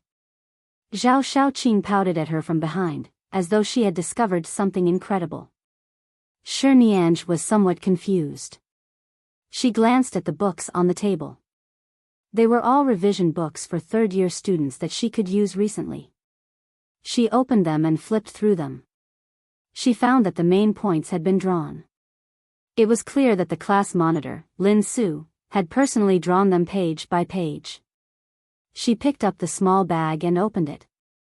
It was a transparent white crystal doll that girls had been especially fond of recently.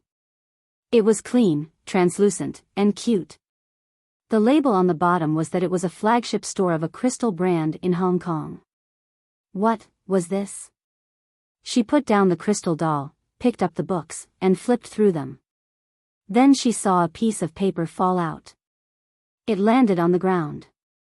At this moment, Chin sighting walked back, and the piece of paper landed by his feet. Seeing her turn back, he realized that the paper was hers. He bent down and picked it up for her. His gaze naturally swept across the contents.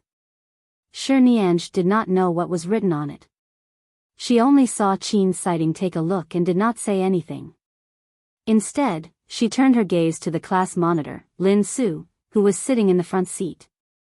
Why was Chin sighting suddenly looking at him? Sure Nianj blinked at Chin sighting.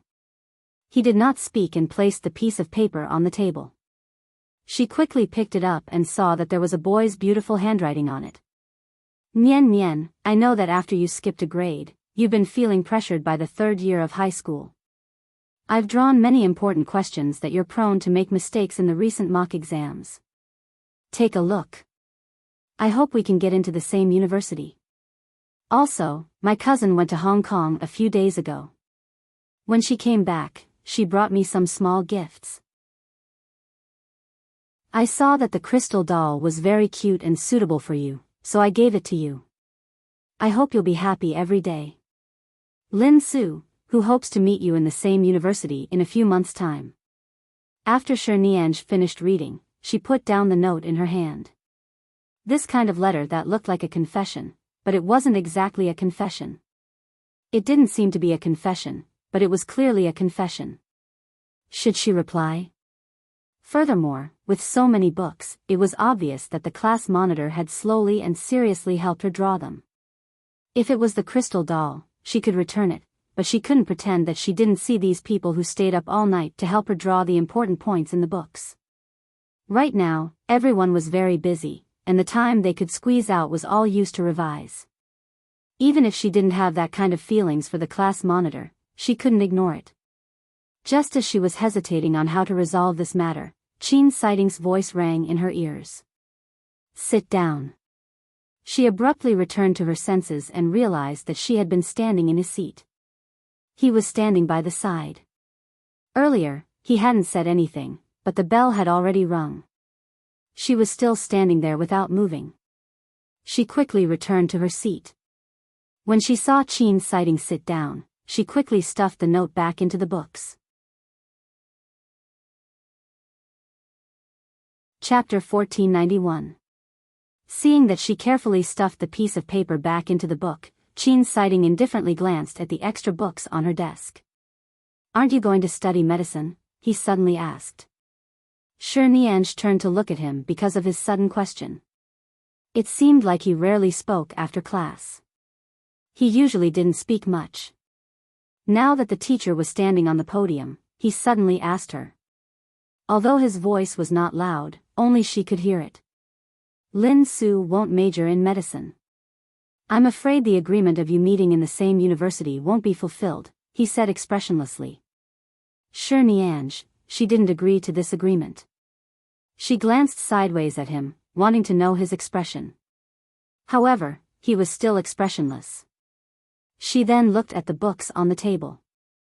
Shi Nianj suddenly moved closer to his side and whispered, Almighty Qin, it's time to return the books I borrowed from the provincial library. Let's find time to return them together in the next 2 days. Coincidentally, help me find a few revision books. Even if I want to study medicine, I have to deal with the college entrance examination. Qin Sighting did not speak at first. A moment later, he said, the weekend. All right, then let's go together this weekend. Shi Nianj almost laughed out loud. Was she thinking too much? Could it be that he took offense just now? If he minded, he could have said it directly.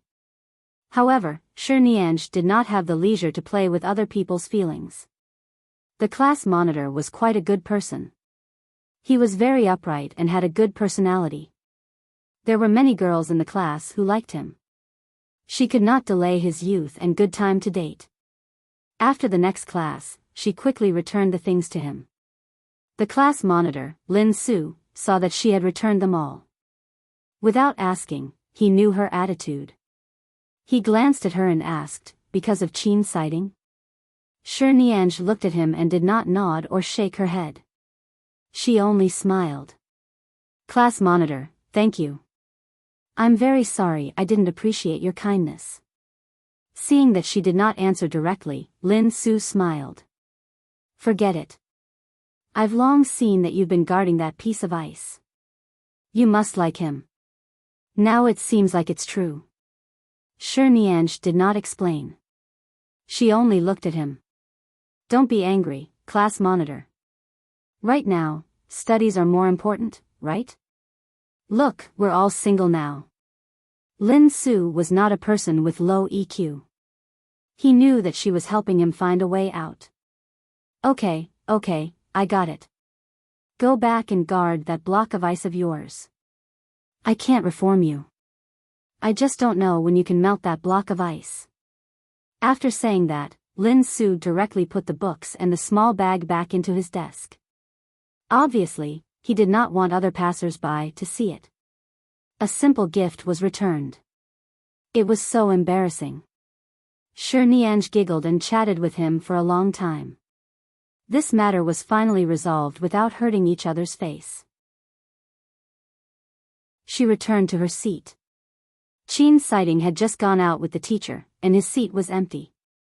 Behind them, Hao Xiuxia and Zhao Shaoqing seemed to be quarreling. Don't talk to me. Zhao Shaoqing rolled her eyes at Hao Xiuxia.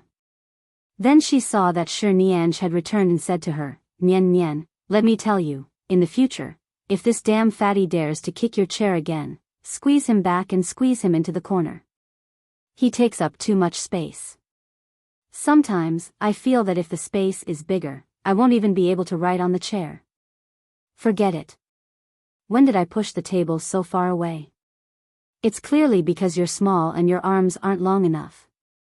You're already 18 and not even 1.6 meters tall. How dare you say I'm fat? Hao Xiuxia refused to be outdone. Look at how far you pushed the chair back when I wrote a word. You keep saying that it's crowded. Don't you think about it? With such a big distance, it can fit your flesh. How am I supposed to write? Ever since I became deskmate with you, I've lost 5 kilograms. What else do you want? The two of them spoke one after another, and their expressions were filled with anger. Shi Nianj was amused. The two of them usually bickered, but today, their expressions were so serious. It seemed like they really had a conflict. However, the bell had already rung, so she could not ask anything. She sat down and turned back to see that Zhao Shaoqing and Hao Xiuxia were still ignoring each other. She turned her head and did not speak. When Qin Sighting returned, Shi Nianj leaned close to him and whispered, "We quarreled at the back table earlier." Qin Sighting did not look back. He only lowered his eyes to look at her because of her approaching posture. She thought that he would ignore such a boring topic, but he replied, "N." Shi Nianj asked again, "Will we quarrel?" Qin Sighting answered again, "No." These two words made her extremely happy. She was so happy that she wanted to continue speaking, but after all, it was already time for class. She quickly sorted out her emotions and sat down properly. However, she was in a good mood for the entire class. Before the afternoon self-study session, Zhao Shaoqing and Hao Xiuxia were still arguing with each other. One said that the other was a short and thin little bean curd, while the other said that the other was a strong and fat bear. Neither of them was willing to give in to the other. Shi Nianj turned back and tried to mediate. However, after she said a few words, the two of them turned their heads and did not speak. Difficult. It was really difficult. What was there to argue about? In the past half a month, Shi Nianj's results were not bad. In any case, if she wanted to study medicine, she would definitely be able to pass the minimum score. Qin Sighting was still so steady. In the 3 years of high school, no one could beat him in scores. A top student was indeed a top student. Perhaps Shi Nianj had made the right choice when she chose to sit by his side. She was a second-year high school student who had skipped a grade. In less than a year, her grades had really improved by leaps and bounds. The homeroom teacher, Teacher Zhao, was also very satisfied. Therefore, when he saw Shi Nianj and Qin Sighting going to and from school together, he maintained a state of turning a blind eye. After all, these two little ancestors' backgrounds were too big to afford to offend. After returning home with the results of the mock exam, Shi Nianj looked at her score that had soared compared to a few months ago and felt very satisfied. Then she picked up the report card and looked at the 3 words, Qin Sighting, who was ranked first. She was even more satisfied. Why was her desk mate so amazing? Why was the person she liked so good? She picked up her phone and suddenly wanted to send Qin Sighting a message. It seemed like it had been a long time since the two of them had texted. That time, after he came to her house for a week, he did not come again after his hand injury healed. After that, although they still walked together at school and could talk in class, they rarely sent messages. She suddenly missed him. Shi Nianj lay on the sofa and wrote and deleted on her phone. After a long time, she finally sent a message, "Where are you?" Qin Sighting did not reply to this message. After waiting for a long time, she did not receive a reply. Shi Nianj put down her phone, took a deep breath, and turned to look outside. It was early May. It was raining again.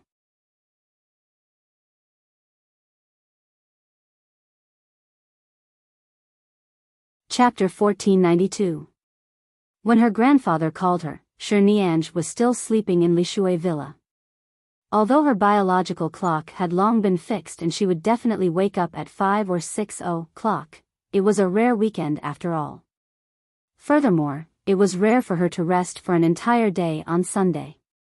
When she woke up and saw that Qin Sighting still did not reply, she closed her eyes and continued sleeping. In the end, she was woken up by her grandfather's call before 8 o'clock. Ever since she skipped a grade to year 3, her grandfather knew that she was under a lot of pressure from her studies, so he rarely asked her to go to the laboratory to help. During the winter break, she had gone there twice, but at that time, there was nothing in the laboratory that she needed to interfere with, so she went to take a look and returned. Today, her grandfather asked her to go over.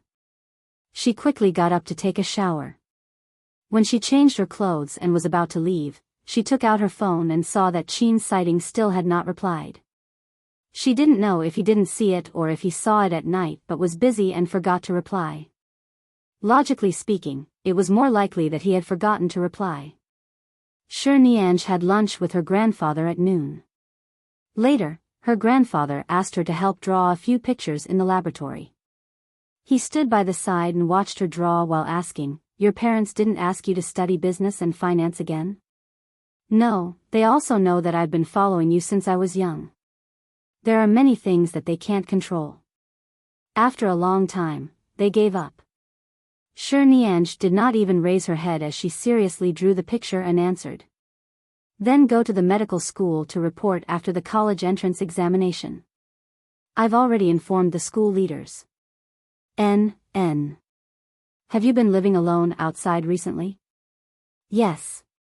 What about the two people who usually follow you? Uncle Qin and Auntie Xiang often accompany me, but most of the time, I'm alone. It's quite good to be alone. A little girl usually comes home so late from school. No matter if she takes a taxi back or something, it's not safe to be alone. No, I have to go back with you tonight to see how your place is like. Nianj had no objections. She nodded and lowered her head to continue working. After working in the laboratory for an entire day, she finally remembered to look at her phone. When she took it out, she saw that Qin's sighting had replied to her at noon. At home. She had left her phone in the cupboard outside the lab that afternoon, so she did not hear or reply. 10 minutes later, he sent her another message, "What's up?"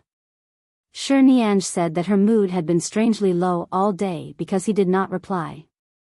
Even though she had missed the time to reply, when she saw his reply, she instantly felt her heart lighten up. Grandpa was waiting to go home with her, so she didn't have much time to look at her phone.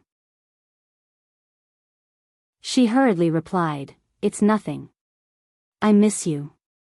After replying, she didn't feel that there was anything wrong with it. She directly took her grandfather's arm and went back. Grandpa drove and she led the way. After arriving at Lishui Villa, Grandpa really walked a few rounds outside and carefully confirmed the security facilities nearby. When he entered, he even stopped at the security room outside the front door for a while and looked at the people inside carefully before driving in. Nianj was his big baby. He had brought her up since she was young. No matter who was in trouble, nothing could happen to her. She had always known that Grandpa doted on her.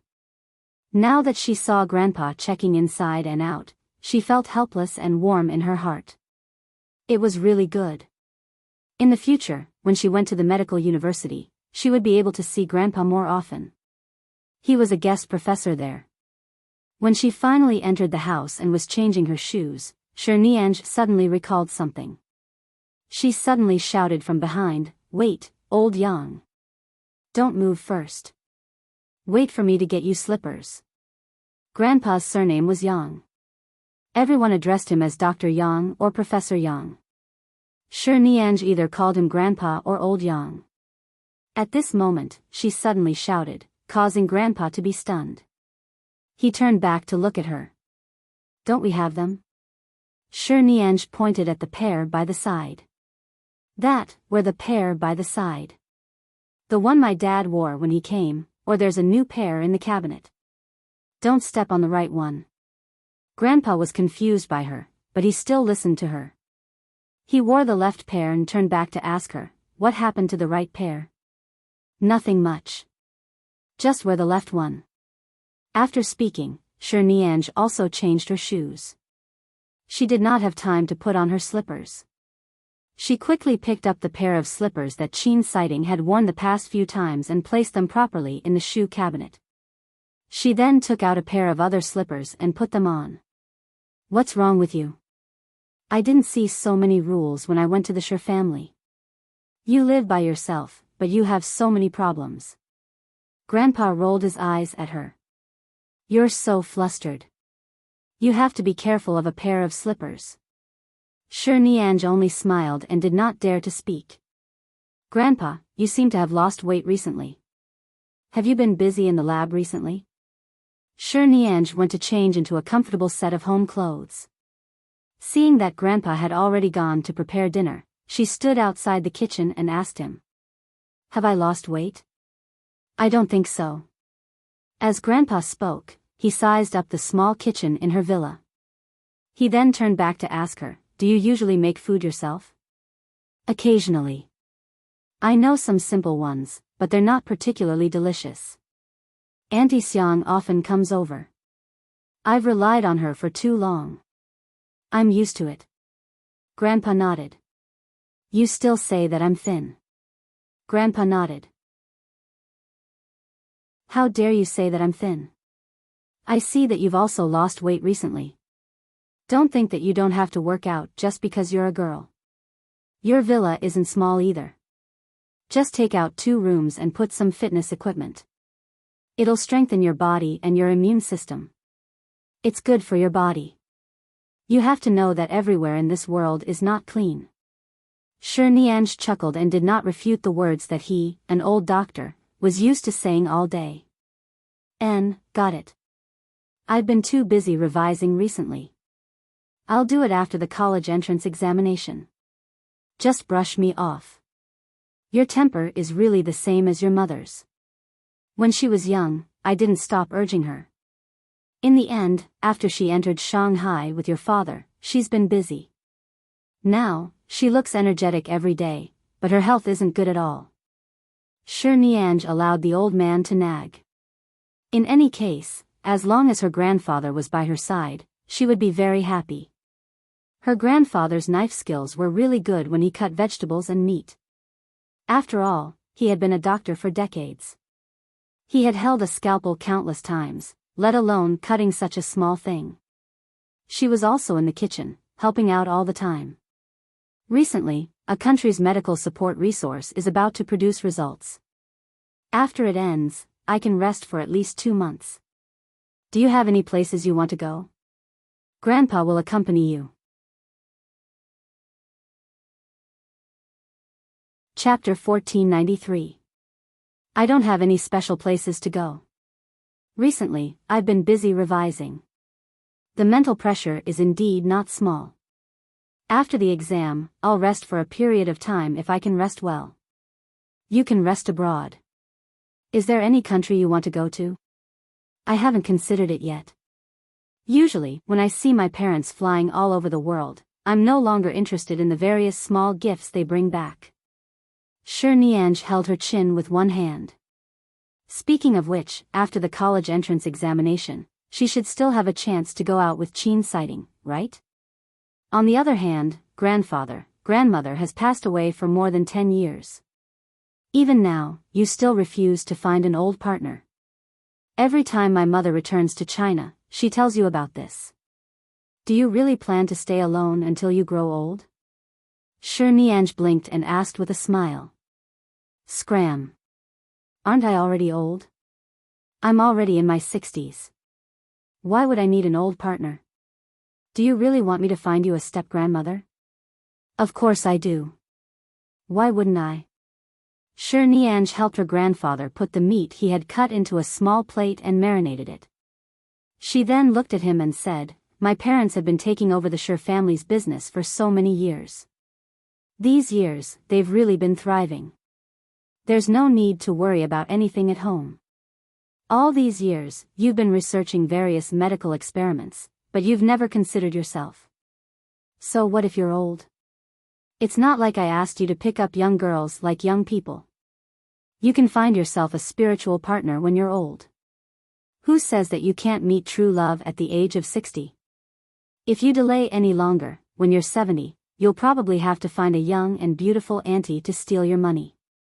Her words angered her grandfather so much that he didn't know whether to laugh or cry. He shook his head. Little girl, what are you thinking about every day? Now that you've grown up and become enlightened, you actually dare to talk about true love with an old man like me. Do you know love? I'm not thinking about anything. I'm just thinking that my grandfather is already in his 60s, but he's still so young, handsome, and elegant.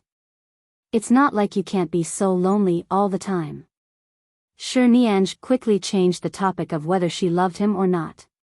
She was afraid that her recent thoughts would be discovered by her grandfather. Her parents were very open and casual with her education, but her grandfather would be very strict. If he knew, he might not be able to explain it to Teacher Zhao. Teacher Zhao would probably be strict with her from now on. He might even force her to separate her seat from Qin's sighting. Grandfather didn't like to talk about these things. After cutting for a while, he said, "Let's talk about it later. I don't have any thoughts now." Shi Nianj didn't say anything more and continued to help him in the kitchen. When it was finally time for dinner, Grandpa asked her about her recent studies. He also said that he told teacher Zhao to ask the class monitor and some of the students with good grades to help her out. He also asked if there were any students who often helped her with her studies. After all, the class monitor, Lin Su, was in the top 10 of the school year. However, to Shi Nianj, the person who was affected the most was Qin's sighting. Lin Tu T Lint Lin Lin Tang, he. I'll find some time to have a meal with you. Before the college entrance examination, grandfather will help you thank him. There's no need. Grandfather, we children are all afraid when we see each other's parents. Are you going to see him? Is this a reward or a scare? What? Could it be a boy? Who said that the person who tutors me must be a girl? Did you specially tell teacher Zhao? Grandfather thought about it carefully and realized that he had missed this point. However, seeing that she didn't seem to be in a relationship, he nodded. That's right. Forget it. It's fine as long as your grades can be raised. It's not long before the college entrance examination. You'll be able to do it in 2 more months. Shi Nianj nodded. At this moment, Zhao Shaoqing sent a message. She lowered her head to chat with Zhao Shaoqing. Who are you talking to? Grandfather asked with a smile. My classmate, a girl sitting behind me. She's celebrating her birthday tomorrow. She asked me if I had time to go out for dinner tonight, Shi Nianj answered frankly. Grandfather raised his brows. A girl? Not a boy? It's really a girl. Shi Nianj raised her phone to show him the contents of the message. Look. Grandfather did not say that he wanted to see it, but his gaze still inadvertently swept over. He originally believed her, but seeing her expression of, "I'm really chatting with a girl. There's no messy boy," he chuckled and said, "If there's anything between you and any of your classmates, remember to tell me." This so-called situation was referring to her puppy love or something. She answered vaguely and then lowered her head to continue texting Zhao Shaoqing. Have you prepared a gift? Grandfather asked. Shi Nianj thought for a moment. I'll go to the shopping mall near the school to take a look during the lunch break tomorrow. She had already known that Zhao Shaoqing's birthday was coming up. There were so many students in a class, and every few days, there would be a classmate celebrating her birthday. However, she, who was not familiar with her, would at most say happy birthday. However, after she skipped a grade to her 3rd year, her best friend was Zhao Shaoqing, so she had actually prepared a gift long ago. Zhao Shaoqing had learned dance since she was young. In the past few years of high school, she had temporarily stopped all her dance classes because of her heavy studies. However, she still said that she wanted to apply for an art school in the future and continue learning ballet. Therefore, Shi Nianj bought a ballet swan dress that was suitable for Zhao Shaoqing's size. The price was not too expensive, but it still cost more than 3,000 yuan. This price was actually a little expensive for everyone who was an ordinary high school student. Even if she said that the dress was only 300 yuan, Zhao Shaoqing would not believe her, nor would she accept it easily. Thus, she hesitated. Should she take the time to buy something else tomorrow? However, she did not know what to buy. She couldn't possibly buy all kinds of revision questions for her, could she? Zhao Shaoqing would probably kill her. She recalled the little crystal doll that Lin Su had wanted to give her. It seemed that Zhao Shaoqing also liked these cute little things. Shi Nianj silently noted it down in her heart and decided to take a look tomorrow. Grandfather still had a lot of things to do in the laboratory and the hospital. After eating, he left. The next day, when Shi Nianj woke up, she saw that Uncle Qin had arrived. Uncle Qin sent her to school, which happened to be a little earlier than her. She walked around some gift shops outside the school. She bought a pair of cute pink and blue bears. Below the bears was a music box. It was worth more than 100 yuan and was very exquisite. As for the little swan dress, she planned to give it to Zhao Shaoqing as a graduation gift after the college entrance examination.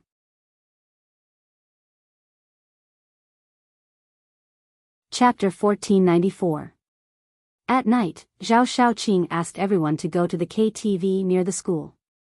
Although Zhao Shaoqing's personality was very docile and simple, because she was too quiet and always sat in the back row, she did not have many friends who were especially close to her.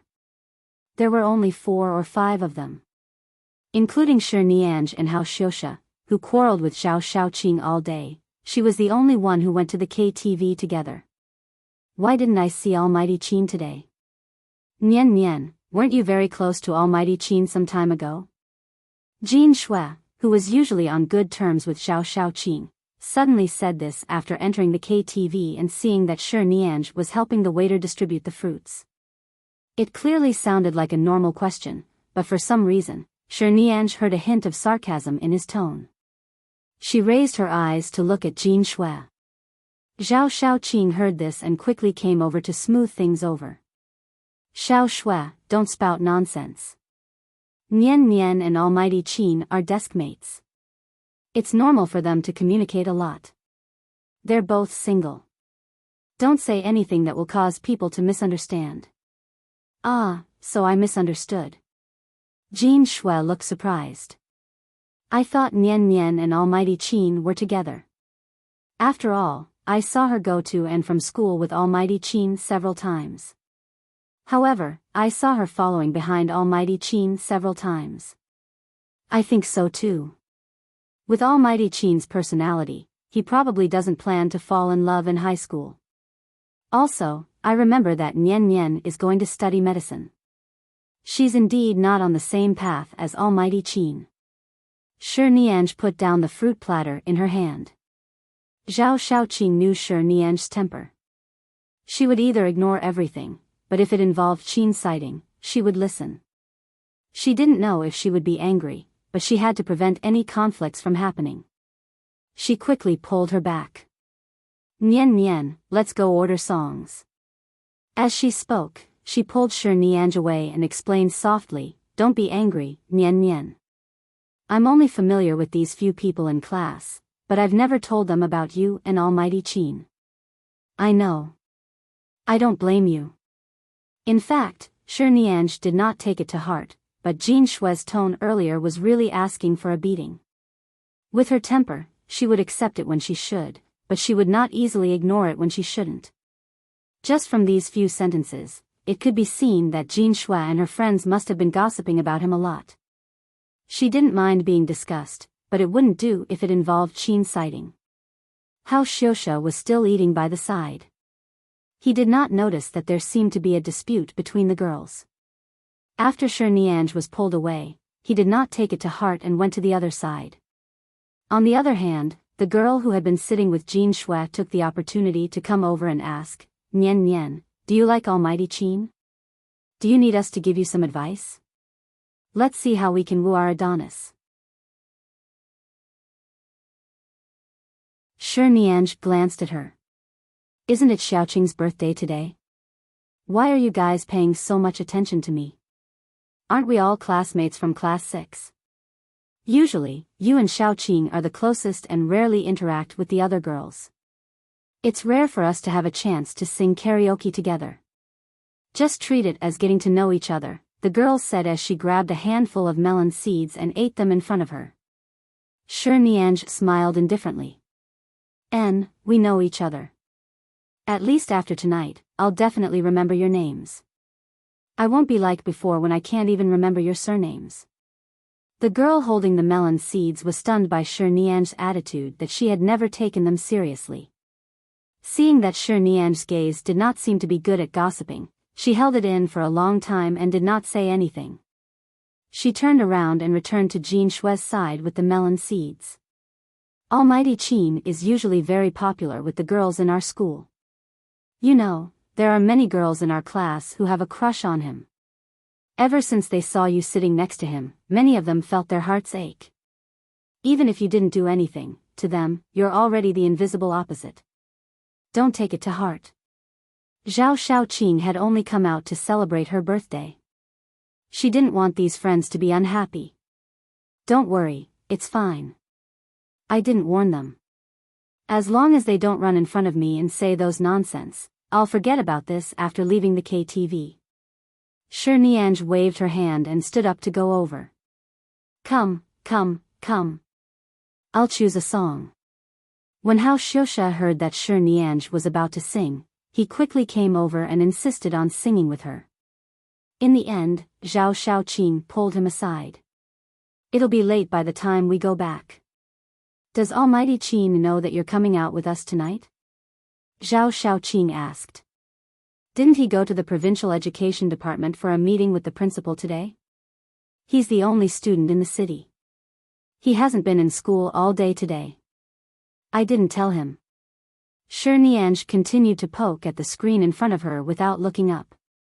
The provincial education department is in High City. It's not far from here. The meeting must have ended by now. You can ask him to pick you up. Zhao Xiaoqing knew how much Shi Nianj cherished and was careful about Qin Sighting's feelings for him. She kindly suggested, you can also use my birthday as an excuse to ask him to come and join in the fun. Anyway, if I appear, he definitely won't give me face. However, if you ask him to come, I think Almighty Qin will come. I don't think so. He went out with the principal during the day. The principal and the people from the education department will definitely have a meal together. It can be considered a social gathering. Even if he comes back, it won't be too early. If he's tired, go back and rest. It's better not to come to school. Shi Nianj had already chosen a song. After speaking, she took the microphone. She was more open in front of her good friends. Although she was not a professional singer, she definitely would not be unpleasant. After singing a song, she gave Zhao Xiaoqing enough face. She sat back on the sofa and picked up a glass of juice with one hand and her phone with the other. Suddenly, she saw a message from Qin Sighting. Qin Sighting, you didn't go home? Shi Nianj's eyes lit up. She suddenly turned to look at Hao Xiuxia, who was sitting by the side and nibbling on a watermelon. Did you send the news that we came to KTV for Zhao Xiaoqing's birthday to the class group? Yes. Hao Xiuxia looked at her strangely. Aren't you in the group? I blocked the group messages. I didn't see it, she answered and lowered her head to look at the message. It had been sent 2 minutes ago. She quickly replied, I'm going back soon. Did you go to the education department today? Did it go well? Can you go back to school tomorrow? After sending it, Qin Sighting did not reply immediately. 10 minutes later, her phone vibrated again. She picked it up and saw a message from Qin Sighting. I'm at the KTV, at the entrance.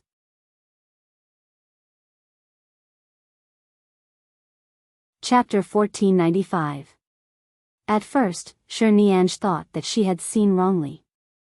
She took a closer look at the message displayed on her phone screen and stood up with a bang. What's wrong?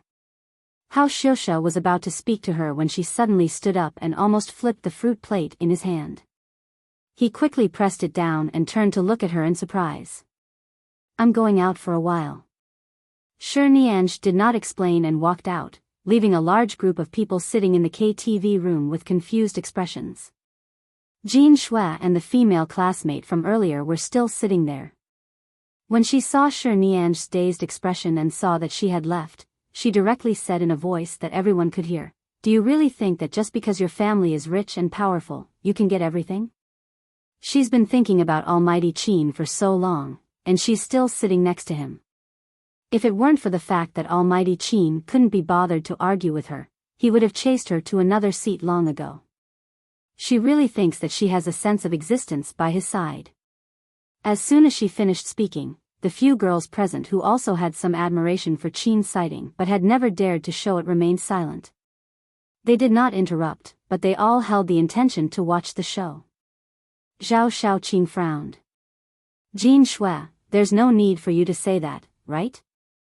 I didn't say anything. By the way, Zhao Shaoqing, you usually sit behind Shi Niange and Almighty Qin. You're the closest to them. Usually, Shi Niange smiles mischievously and pretends to be cute by Almighty Qin's side, right? Don't you feel disgusted? Jin Shui hugged her arms as she sat on the sofa and snorted disdainfully. No, I only saw that Almighty Qin treats Nian Nian quite well.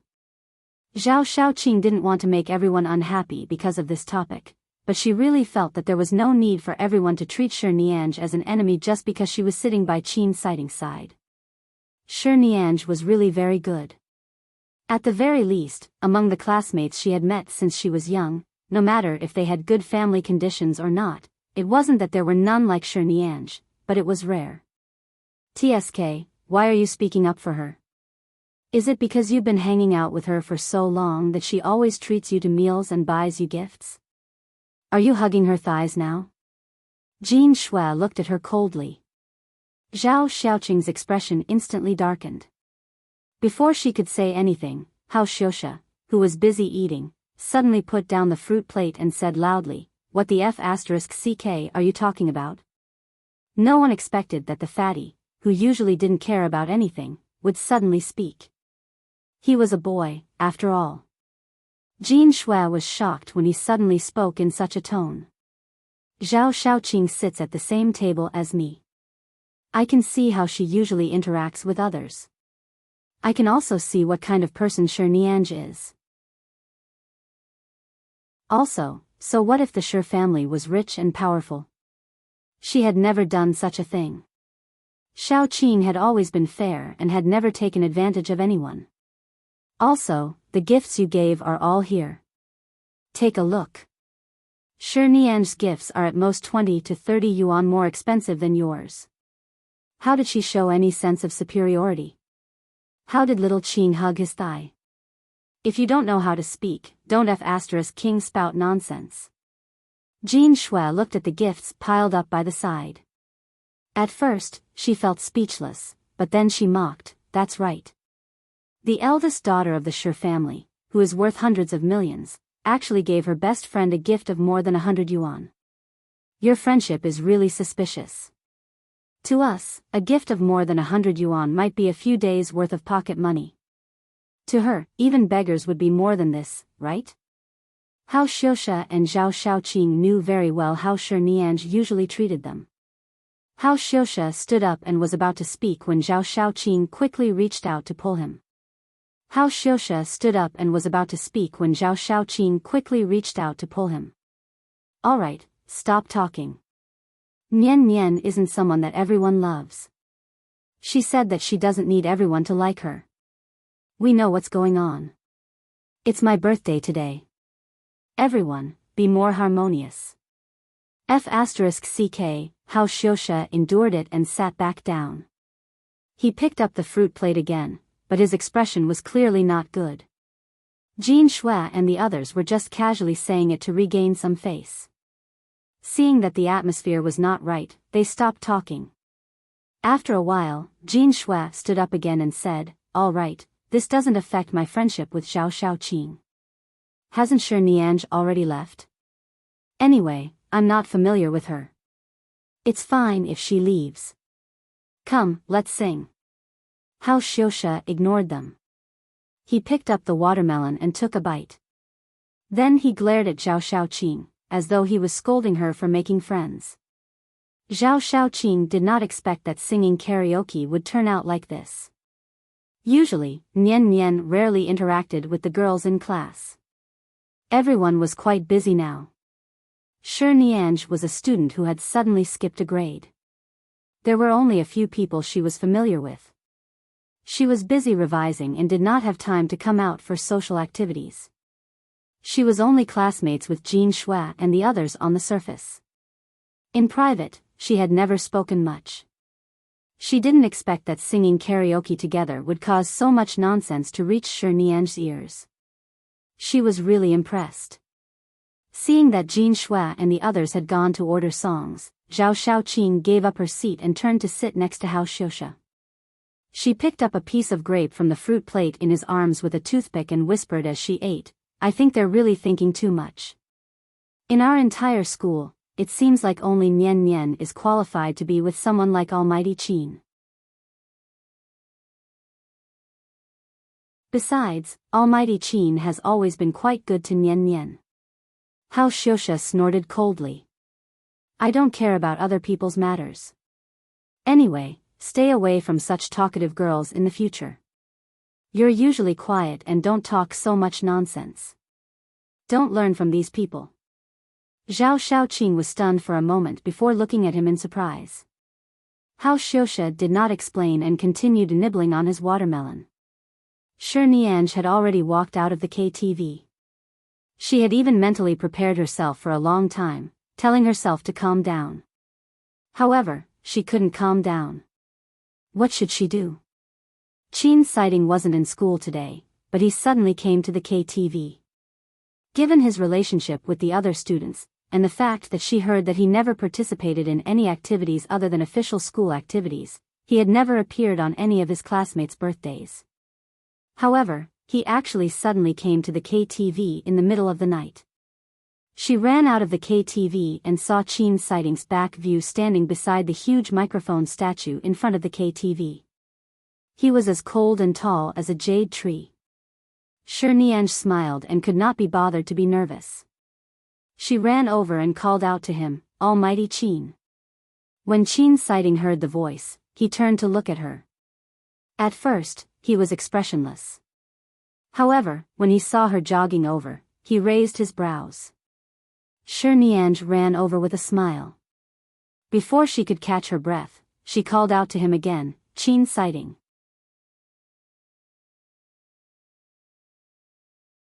Chapter 1496.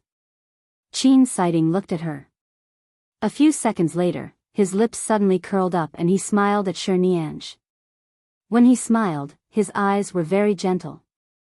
The street lamps fell into his eyes, as though there was a sea of stars. At that moment, Shi Nianj thought to herself, "It doesn't matter what other people's rumors are. I just like to follow behind you. As long as I can see you smile like this once a day, I'll be very satisfied." However, she had run too fast and could not help but cough twice when she ran behind him. Qin sighting raised his hand and gently patted her back. Shi Nianj looked at Qin sighting's gentle gaze and held back her cough. She raised her hand and patted her face as though to calm herself down. She then smiled and said, "Why did you suddenly come here? Don't you rarely participate in such activities?" Qin sighting curved his lips. "Indeed, I don't participate." "Then why did you suddenly come here so late at night?" At this point, she suddenly pointed at the KTV behind her. "By the way, Zhao Shaoqing and the others are still inside. Do you want to go in and sit for a while? Since you're already here, why are you standing outside? If you don't want to sing karaoke, you can sit down and rest for a while. Sit down and chat. Eat something. You definitely didn't eat well when you went out for a meeting with the school leaders during the day." Qin sighting still did not speak, but his eyes were looking at her. Shi Nianj was about to say something when her phone suddenly rang. She quickly picked up the phone. "Hello, grandfather? You went out to play with your classmates?" I'm outside. Didn't I say yesterday that I have a good friend's birthday tonight?" Shi Nianj looked at Qin sighting in front of her and said to the other end of the phone, "Grandfather, did you go to my place?" "No, I'm still in the lab. I looked at the time and remembered that you said you had an event tonight. I called to confirm your safety." I'm definitely safe. We're all good friends. Don't worry. What time are you going back? Do you need a car to pick you up?" "No need. I'll take a taxi back. I'm hanging up, grandfather. I'll go to your place again this weekend." She put down the phone and put it in her pocket. She raised her head and saw that Qin sighting was still looking at her. Her eyes were bright. "Almighty Qin, are you passing by or did you come here on purpose?" Where are you going so late? Qin Sighting said, I'm not passing by. Oh, it's not the road. She nodded, but just as she was about to say something, she suddenly stopped. Not passing by? Does that mean he came here on purpose? What did he come here for? She looked at him again, but Zhao Shaoqing sent her a message asking if she had left or was outside. She took a look at her phone and replied, wait for me for a while. I haven't left. Then she said, Almighty Qin, are you going in? Who are they? He asked. Those in our class. You know that I skipped a grade, and my relationship with the boys and girls in my class is very average. After all, I've been lacking classmates for 2 years. I'm already very lucky to know you and Shaoqing.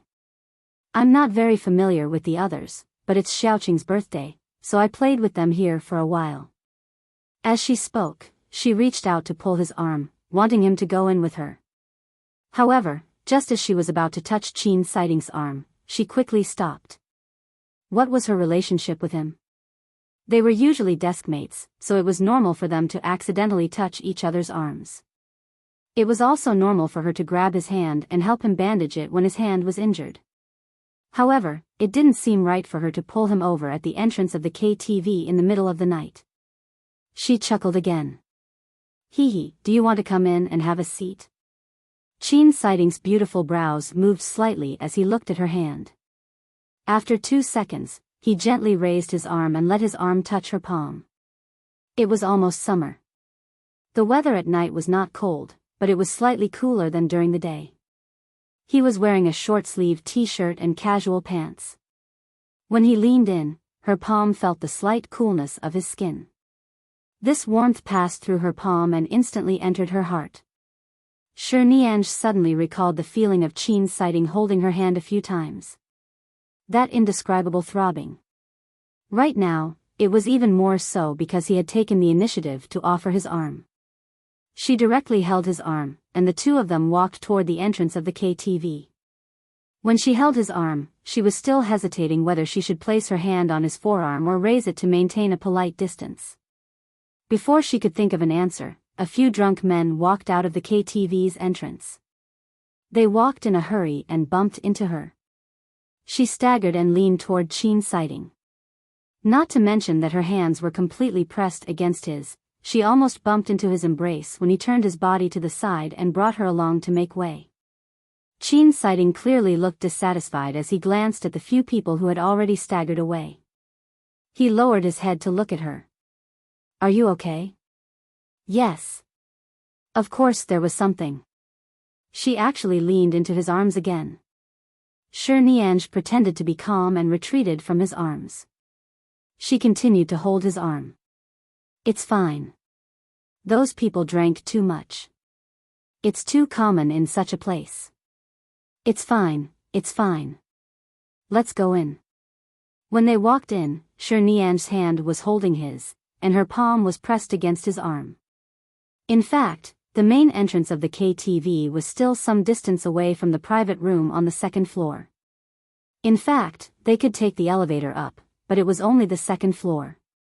Shi Nianj could not bear to shorten the time they spent walking together, so she simply walked up the stairs in the middle of the KTV with him.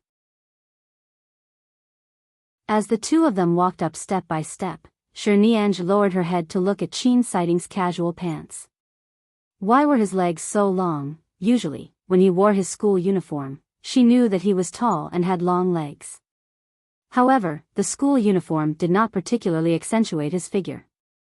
Now that she saw him wearing such casual pants, he really looked good. The Qin family's background was too strong. It was impossible for Qin Sighting to debut and become a celebrity. Otherwise, if he was dug out by some talent scout in the future, he would definitely become an especially handsome and popular celebrity. However, if he really became a celebrity, she would have too many love rivals. Just thinking about it made her nervous. Qin Sighting's arm moved. She looked up at him and saw that he had stopped after walking up to the 2nd floor. He lowered his eyes to look at her. What's wrong with your hand? Earlier, she had suddenly tightened her grip. Cough, it was because she thought that there were too many love rivals. She did not expect her body to react first and actually tighten her grip. Nianj blinked and changed the topic. You haven't said it yet. Why did you suddenly come here?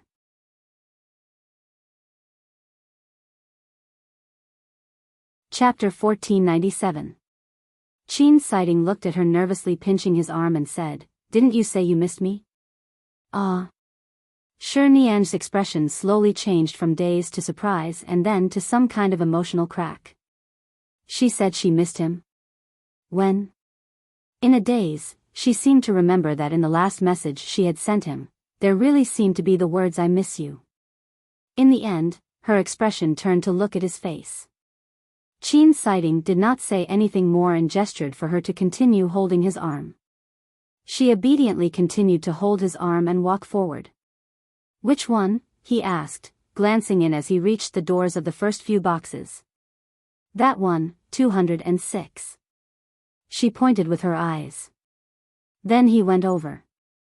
When she opened the door and entered, Nianj was hesitating about whether she should put down her hand when Qin Sighting had already walked in. She was also a little confused as she followed him in.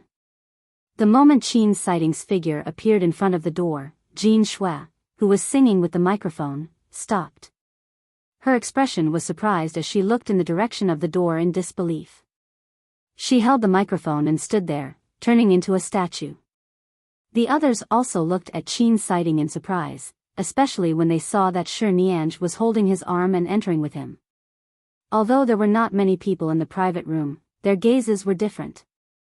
The fruit pit in Hao Xiuxia's hand almost fell to the ground. Zhao Xiaoqing was surprised. Almighty Qin? Holy sh*t. What's going on? A brother who was close to Hao Xiuxia muttered. Hao Xiuxia expressed that he did not know either. Usually, he sat behind Qin Sighting and Nianj and knew that the two of them were quite close because they were desk mates. However, he did not expect that. Was this considered publicly announcing their relationship? No, when did they start? Not only were the two boys stunned, but the other girls' expressions were also interesting. At first, Nianj couldn't believe that he would go in with her just like that. However, there were many people here, so she restrained her expression and said generously, Go sit over there. There's an empty seat over there. Qin Sighting did not refuse. His gaze landed on Zhao Xiaoqing, who was still sitting there in surprise. Happy birthday. I came in a hurry. I'll give you a gift later. No need. Almighty Qin, you actually came. This is a big gift for me, okay? This is too much face. Zhao Xiaoqing quickly stood up and gestured for the others to quickly move to the side and let Almighty Qin and Nianj sit there. The few of them were silent and did not speak. When they received Zhao Xiaoqing's gaze, they thought for a moment and stood up to move aside. After all, it was Qin Sighting. Although this crown prince was usually quiet and did not like to fight in school, he was indeed the most difficult person to provoke in the entire school. He had the biggest background, so they had to avoid him. Qin Sighting did not say much. Nianj pulled him over to sit, and he walked over to sit down. He was a clean and good-looking young man. He was tall and had long legs. When he sat down, he naturally stretched his legs forward. He was dressed in simple, light-colored casual clothes. He did not look as strict as when he wore his school uniform in school, but he still exuded an unapproachable coldness.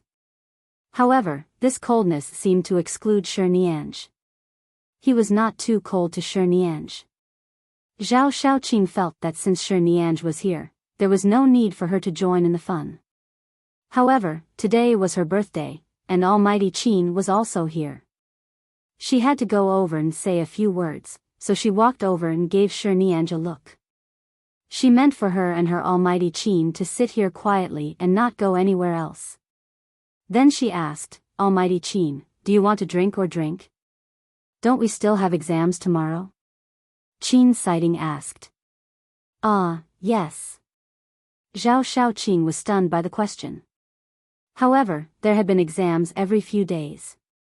They were already used to it and were almost numb to it. Then why are you drinking? Qin Sighting saw that there were a few new bottles of mineral water on the coffee table. He took one over. Go play. Don't worry about me. I'll drink this. Oh, okay. Almighty Qin's aura was too strong.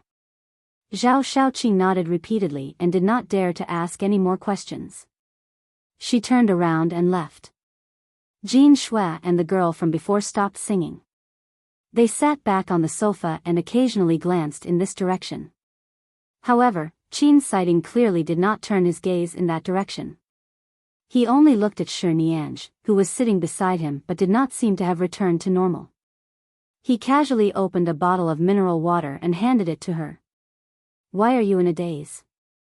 Shi Nianj turned to look at him and instinctively took the water. She instinctively took a sip and then reacted. Didn't he say he wanted to drink water?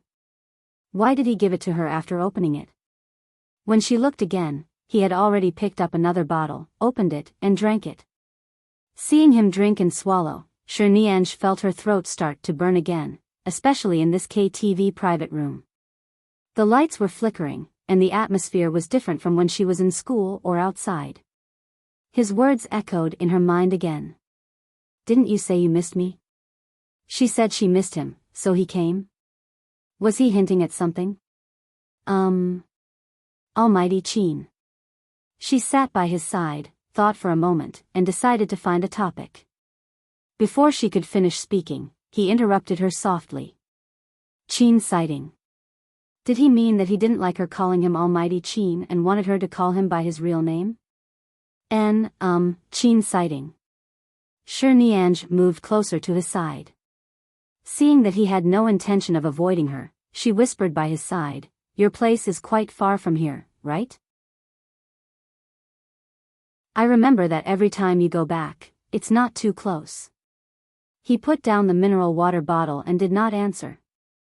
He turned his head and looked at her intently, waiting for her to continue asking. Seeing that he was looking at her, Shi Nianj revealed a chuckle. She stared into his eyes and asked, I mean, you live so far away, and you don't have to go to school at night. You specially came here, because I missed you? She had already spoken very implicitly, although she actually wanted to ask him openly, Qin Sighting, do you like me a little? However, there were many people here. No matter how thick-skinned she was, she had to at least restrain herself.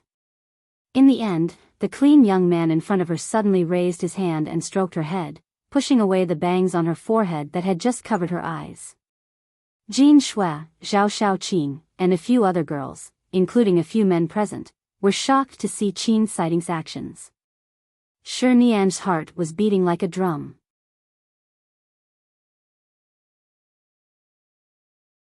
Chapter 1498. Why else would I come? He smiled and moved his hand away from her head. Just this sentence was enough to make Shi Nianj blush and her heart warm. She felt as though she was about to melt by his side. She had never joked about love, and she could tell that Qin Sighting was not the kind of person who would joke about such things. His gaze just now was clearly focused on her. Because she missed him, he came. If she hadn't said that she missed him, why would he have come? After everyone left the KTV, Qin Sighting sent her to the taxi. Before he closed the door, her heart was still burning. She quickly raised her head to look at him. Qin Sighting had just picked up a call. Although he had hung up, she heard his phone vibrating in his pocket, but he did not pick it up. She was still looking at him, her eyes bright. Qin Sighting told the driver the address of Lishui Villa and then glanced at her. Go back. Be careful. She nodded. For some reason, she suddenly recalled that Uncle Qin had said that the 4 big families in High City seemed to be the investors of Lishui Villa. She wondered if the Qin family had any shares. If he wanted to buy a villa in Lishui Villa, it should be easy. The villa opposite her had always been empty. If he could live in it, it would be great if they could go to school together and go home together every day. Of course, it was just a thought. Earlier in the KTV, because Qin's sighting was here, Jin Shui and the others suddenly became much gentler and quieter. They did not speak much, but they still wanted to show off. They ordered a few more songs. Hao Xiuxia and the others also ran out to join in the fun, causing the private room to be noisy. After a while, they came to pull Shi Nianj over to play with them. Qin's sighting only sat by the side and watched them. He did not participate in anything. It was obvious that he was very tired today, so no one dared to force him. Therefore, they did not chat much after that. Now, she was going home. She was unwilling. She wanted to get out of the car to chat with him for a while before going back, but when she heard that the phone in his pocket was still vibrating, she did not say much. She only waved at him in the car. "See you tomorrow, Qin sighting," he smiled and helped her close the car door. At noon the next day, Zhao Xiaoqing had a stomachache because of her period. Shi Nianj went to the school supermarket to help her buy a heat pack. In the end, the heat packs in the supermarket were sold out, so she had no choice but to go out of the school to buy them. At noon, there were always many students walking around outside the school. Many boys would usually hide outside and smoke at this time. Many people gathered in a small square in front of the school. Unless necessary, Shi Nianj would usually stay in school. She rarely left the school at noon. Just as she was about to go to the supermarket, she passed by a small square with a lot of people in front of her. Seeing that she was really not affected, the man wanted to spit a mouthful of smoke at her face. This time, Shi Nianj took a step back and dodged. She shook her arm and left. Although she was not affected, her mood was still not good. After going to the supermarket outside the school to buy a heat pack for Zhao Xiaoqing, she placed the heat pack on her table and went to the bathroom to wash her face. After washing a few times, she still felt the smell of smoke on her body. She hated it so much that when she returned to class and sat down, her expression was still not good. It was almost 1:00 in the morning. Seeing that she had been sitting there, Zhao Xiaoqing gently poked her and asked, "What's wrong? Are you in a bad mood? Have you eaten?" "No, I'm not hungry," Shi Nianj replied in a low voice. In the end, Qin sighting, who had just returned, happened to hear this. Qin sighting stood in the aisle between the tables and chairs in front of her and glanced at her. He did not come over to sit down and turned to leave. 10 minutes later, he returned with a vacuum-packed sandwich cake and a bottle of hot milk. He did not say anything and only placed it on the table in front of her. She looked up and saw it, then turned to look at him. "Eat." He did not say much and only said these two words before sitting down. If she did not eat, her stomach would indeed hurt, but she did not want to tell him that she did not eat. She did not expect him to buy some simple food for her when he heard it.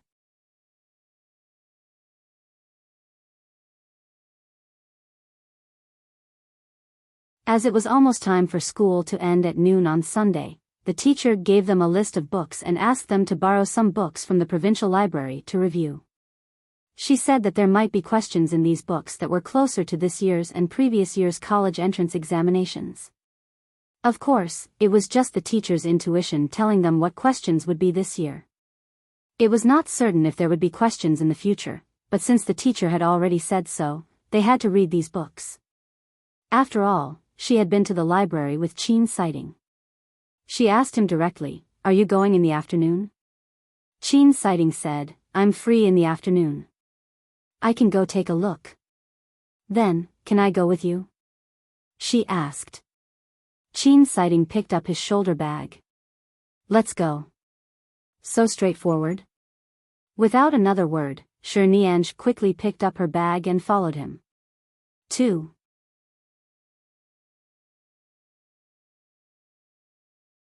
Chapter 1500. What about you? Are you sure? Qin sighting did not answer but asked her. Me, I've already confirmed it. Medical university. Anyway, the best medical university in our country is in High City. My grandfather happens to be a guest professor there. I don't have to be too far away from him. I can continue living in High City. Shi Nianj smiled as she spoke. Am I a little too content with the present? Even Hao Xiuxia's target is the various universities in Beijing. Class Monitor and the others are targeting many universities in the country and abroad. I'm the only one who wants to stay in High City to study medicine. Qin Sighting was silent for a moment. He waved for the waiter to come over and fill the water. Then he suddenly said, I'm sure too. Ah, where do you want to go? Shi Nianj looked at him curiously. In fact, when she asked this, she was smiling on the surface, but her heart was sour. No matter where he chose to go, he would definitely be far away from her. It was really hard to say if she would have the chance to see him in the future. Life was not a television drama. Even if she could give up her dream of studying medicine and her grandfather's expectations for her because she liked someone, her academic results could not keep up. Even though she had started working hard a long time ago, from the second year of high school to the third year of high school, most of her time was spent on supplementary classes. No matter what, it was impossible for her to catch up to Qin Sighting's footsteps. Therefore, she was more self-aware. Furthermore, her grandfather had been waiting for her to go to the medical university.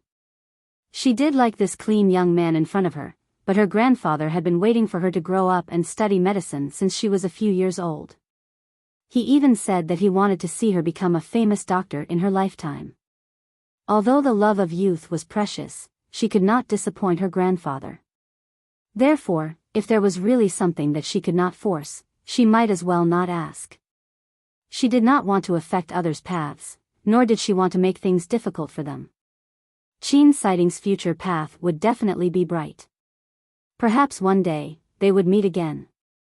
At that time, they would still be sitting in the same restaurant with smiles on their faces. He just didn't know when that day would come in the future, and what kind of status they would have at that time. Qin Sighting did not answer. He only saw that her eyes lit up and dim, as though she wanted to say something but could not. You will know, was his only answer. Yes, it was useless to know now. Even if she knew, it would only make her realize how far apart she was from him. She would know sooner or later, so what was there to ask now? Shi Nianj quickly got up and went to the buffet area to get other food. Not long after she sat down to eat, her phone suddenly rang. It was her aunt who had just returned from abroad and passed by High City. She still had to go to a city in the north to do something.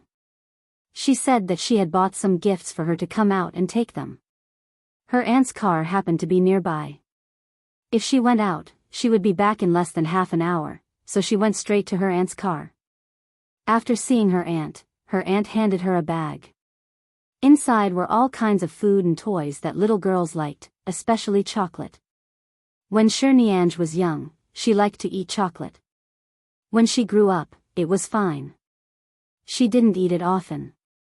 She thanked her aunt and sat together to chat for a while before her aunt drove away because she was in a hurry to catch a plane. On the way back, her phone rang again. He picked it up and saw that it was a call from Qin Sighting. She quickly picked it up. She felt that when she picked up the phone, her breathing rate changed. Hello, Qin Sighting. Qin Sighting responded in a low voice. You're back. I'm already heading back. I'll be there in a few minutes. I have to make you wait for me for a meal. I'm sorry. Shi Nianj quickly walked back. All right, be careful. All right. In fact, she couldn't bear to hang up. It turned out that Qin Sighting's voice came from the phone like this. It was low, very seductive. Shi Nianj ran on the road and jogged back. When she entered the Japanese buffet restaurant, she was still panting. She ran to the table and quickly sat down, placing the small bag filled with food and gifts to the side. I'm not rushing you. Why are you running? Seeing that she was panting and her face was red, Qin Sighting frowned slightly. Shi Nianj chuckled. I'm hurry up and eat. I still have to go to the library later. Qin Siding nodded. I've eaten. That's right. She had been out for more than half an hour. There were many hot dishes that she could eat immediately. Thankfully, she did not order much earlier. Before she could speak, the waiter brought up the same hot dishes as before. It was obvious that Qin Siding had ordered them for her after hanging up. She thanked him and quickly ate, not wasting any more time. After dinner, the two of them went to the provincial library. As expected, they met several classmates from the same world as them. Everyone listened to their teacher and came here to look for books. Although there was more than one revision book, there couldn't be too many. Shi Nianj began to worry. Did we come too late? What if the books teacher Zhao mentioned have already been borrowed? No. Qin Siding walked in and headed straight for the bookshelves he had gone to the last time he came. Shi Nianj quickly followed. If he said he wouldn't, then he really wouldn't. In the end, the books that he had read the last time he came were actually one of the books that the teacher had mentioned. He accurately found the position of those books. They were placed at the highest point. Many students didn't see them when they were searching here. Qin Siding directly handed them to her. What about you? She asked. I saw it last time. I don't need it.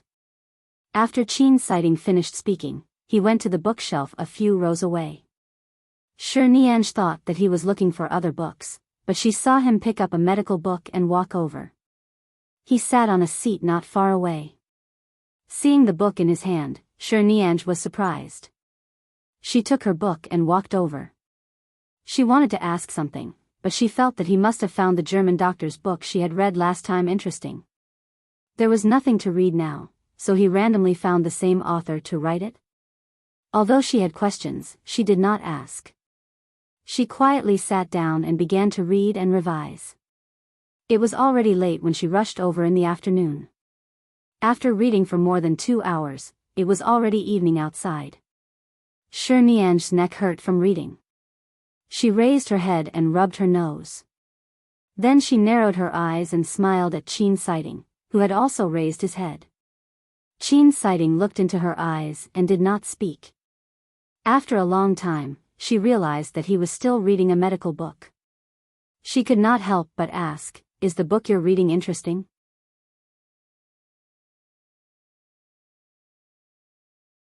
Chapter 1502. Qin Siding glanced at the things on the table. He did not accept them or ask anyone to take them away. He just sat down. Shi Nianj saw that he was in a good mood today. He actually did not return the gifts that those people had placed on his table. She took advantage of the atmosphere of the college entrance examination to sit down and whispered to him, "Almighty Qin, everyone is giving each other graduation gifts. We've been desk mates for so long. What are you going to give me?" In fact, she was really joking. She was already very happy to be able to see him every day. How could she dare to ask him for a gift? However, Qin Siding did not answer immediately. It was raining outside the window. The June rain carried a hint of coolness into the classroom, causing everyone's heart to feel as though it had been cleansed, clean and clear. "All right, I'm just joking. I'm not thick-skinned enough to ask for a gift. Actually, after graduation, you just need to write me a message. I promise I'll keep it in my photo frame for a lifetime. After the college entrance examination, I'll give you a gift," Qin Siding suddenly said, interrupting her. Shi Nianj didn't expect him to really give her a gift. For a moment, she didn't know if she should be ashamed or excited, or both. In any case, when she met Qin Siding's gaze, her entire heart floated up and then sank to the bottom. The gift after the college entrance examination was equivalent to the gift before they parted. In the future, would they have a chance to meet again? The day before the college entrance examination, the teacher said that everyone should go home to pack their things and rest for a day. They could revise at home or go out to relax. They would come back the next day to take the college entrance examination. Shi Nianj did not have the mood to revise at all. When she was free, she would still read those medical books. However, after resting for an entire day, she was actually thinking about whether Qin's sighting planned to revise at home or go out to do something. Thus, after school, on the way back, she followed him and suddenly asked him, "Qin sighting, are you busy tomorrow?" Qin sighting turned to look at her and said, "I'm fine." Her eyes instantly lit up again. "After the college entrance examination, we will officially enter the ranks of adults. Tomorrow is the last day of our childhood. Do you want to go to the amusement park?" Qin sighting clearly did not understand her reason, but he only raised his brows. Seeing that he did not speak, she said frankly, "I want to go." Hearing these words, Qin sighting smiled lightly. "All right." The rest day before the college entrance examination happened to be a weekend. When Nianj went out, she found that there were many people everywhere. She followed Qin sighting on the bus to the newly opened amusement park in the suburbs. There were always many people in newly opened places, especially those who brought their children there. The two of them sat at the back. She sat inside and Qin sighting sat outside. The air conditioner in the car was very comfortable. Nianj suddenly said to Qin sighting, "Can we change seats?" Qin sighting looked at her. "What?" "Nothing, I just want to change seats." Qin sighting did at sighting Qin sighting and said. Sighting at. Qin at sighting at. After Nianj sat outside, she raised her eyes to look at the woman in her 20s who had been standing by the side because there was no seat. She smiled at her, kindly. Earlier, because this woman was leaning against Qin sighting, she had deliberately pushed him down a few times. Although she did not go overboard and only made people feel that the car was too crowded, Qin sighting simply avoided her. After that, the woman simply placed her hands behind the back of his chair. She felt that she wanted to take advantage of some good-looking young man. Moreover, the woman was holding a cup of milk tea in her hand. Who knew if she would accidentally spill the milk tea on him and then help him wipe his clothes and pants? Before that, she felt that it was better for her to sit outside with the woman. Seeing that she was sitting outside with that good-looking young man, and from the looks of it, they seemed to be in love, the woman's gaze turned awkward. She turned to the side and squeezed to the railing by the side, not continuing to walk in this direction. Nianj retracted her gaze in satisfaction and turned to look at Qin sighting's understanding expression. "We're almost there." Seeing that she was sparing no effort to protect him, Qin sighting smiled and nodded. The place they were going to was equivalent to a newly developed tourist attraction in the sea. This place was very big, and there were amusement parks and other places worth visiting and eating. It was said that there was also a large ski resort inside, but it was closed in the summer and could only be opened in the winter. Although Nianj was the young lady of the family, her parents were too busy, and her grandfather was also busy. Uncle Qin and Auntie Xiang also had their own family and children. They were busy at the family during work hours, and when they were free, they would definitely go back to accompany their family. Thus, in fact, she had never been to these amusement parks. Even if she came, she would only stop by. No one had specially stayed to play with her. In her heart, she was actually looking forward to it. There were quite a lot of fun here. She had originally planned to stroll around and go to the amusement park in the afternoon. Otherwise, she would not be in the mood to stroll around after sweating all over. After getting out of the car, she had been holding Qin sighting's wrist. Qin sighting did not let go. In fact, when there were too many people, she was almost squeezed to the ground and he reached out to hug her back. This was the third time she had accidentally bumped into his arms. Nianj was already very calm. Although she was still a little happy, at least her face would not keep heating up. There are really so many people today. The weather is good, and it's a new scenic spot. Many people bring children and the elderly. There's not even a place to sit, Nianj said as she walked in. You don't like crowds? It's not too late to change places, Qin sighting said. There's no need to change. At most, I'll queue up at every place. It's fine. I can experience it. Nianj was still very excited. She then turned back and said, I remember that you don't like places with too many people. Today, I insisted on taking that direct train here. At that time, there were already a lot of people. Now, it's crowded. You don't mind, do you? Enchanting said, It's fine. I didn't expect there to be so many people. Otherwise, I would have asked Uncle Qin to send us.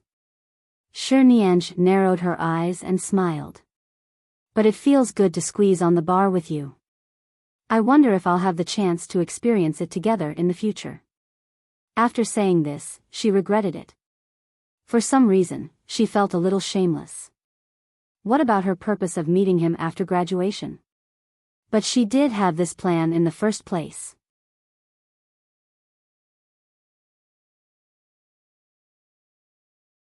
Chapter 1503. In the end, Enchanting said, There will be. Nianj's heart was filled with joy. Right now, she was in high spirits as she tugged at his wrist and continued walking inside. I heard from the people who came out earlier that there seemed to be a few places to see animals. There are also peacocks. Do you want to go take a look? She turned back and asked. Enchanting replied, All right. There were really peacocks and monkey mountains inside. She did not expect there to be pandas. She asked the staff inside and said that because the scenic spot was newly opened, they had invited a few pandas to support the scene. 3 months later, they would be sent back to their original cities. Today was the first day of the pandas' opening, so there were many people. Seeing so many people inside, Nianj frowned. She thought for a moment and said, Why don't we come back later? There are too many people here today.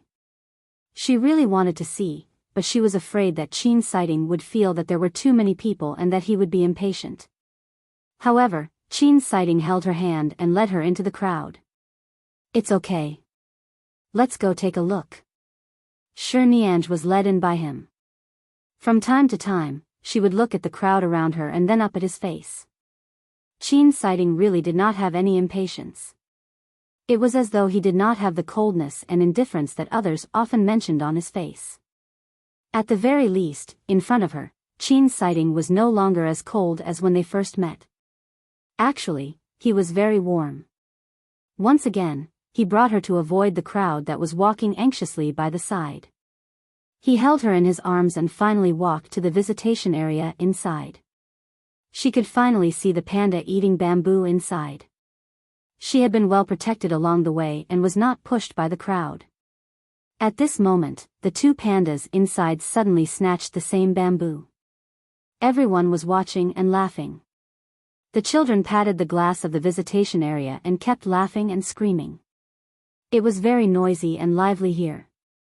Nianj lowered her head and saw that her and Enchanting's hands were holding each other's.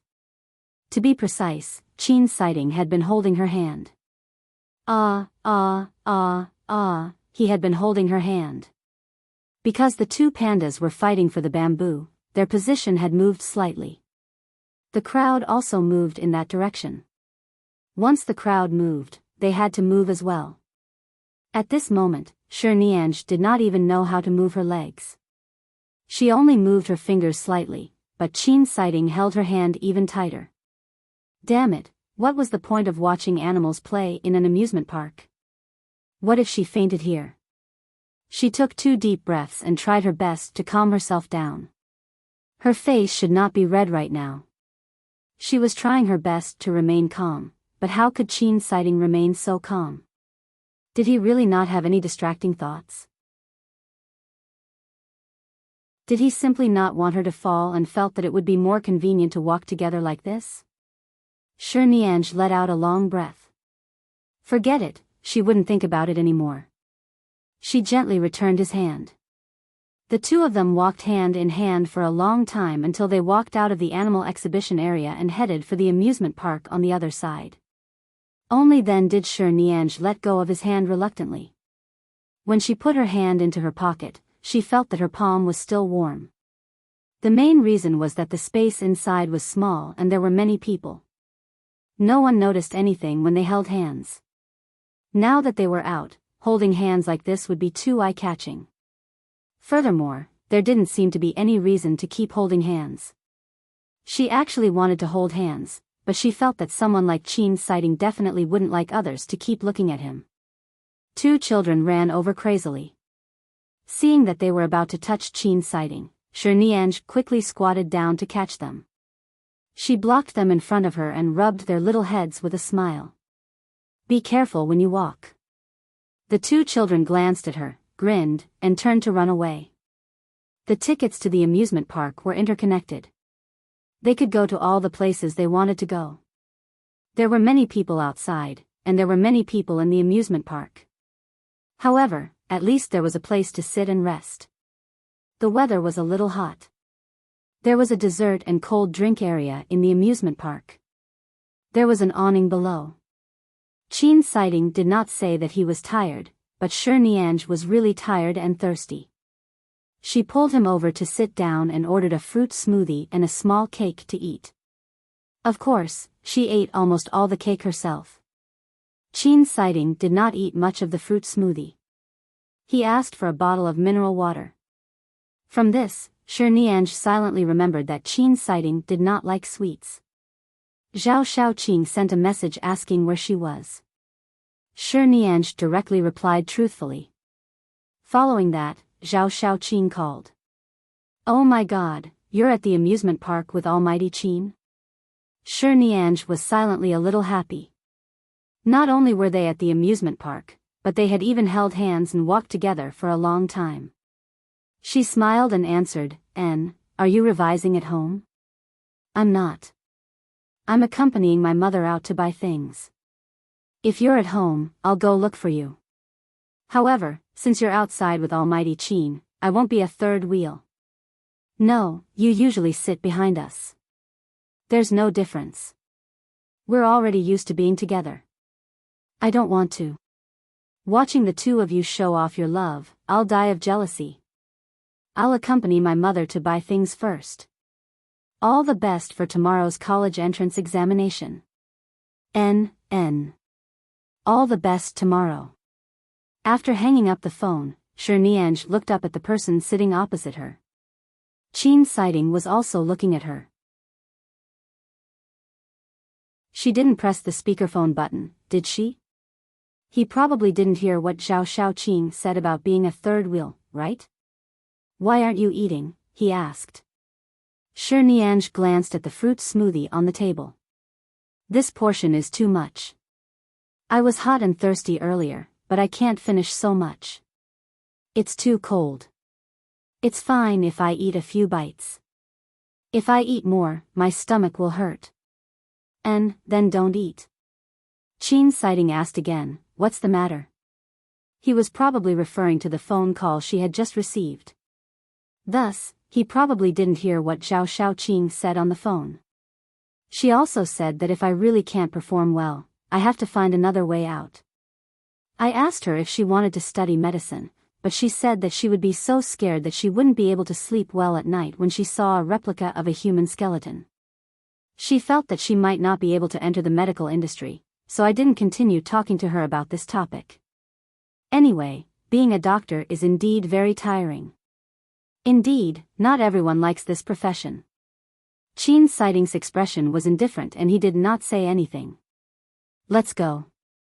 We haven't played any of the tickets to the amusement park in the afternoon. Shinianj was cool now and no longer thirsty. She stood up. She asked again, what do you like to play? Qin Sighting said, I've never been here before. I'm just taking a look. You decide. Everyone, try and see if you can comment. A few days ago, the comments section was under maintenance. No one could leave comments. Qing felt that she was playing alone. She was so lonely. You're tuning into the Romantic Tales YouTube channel. Don't forget to subscribe and join us on this journey to catch the most captivating stories.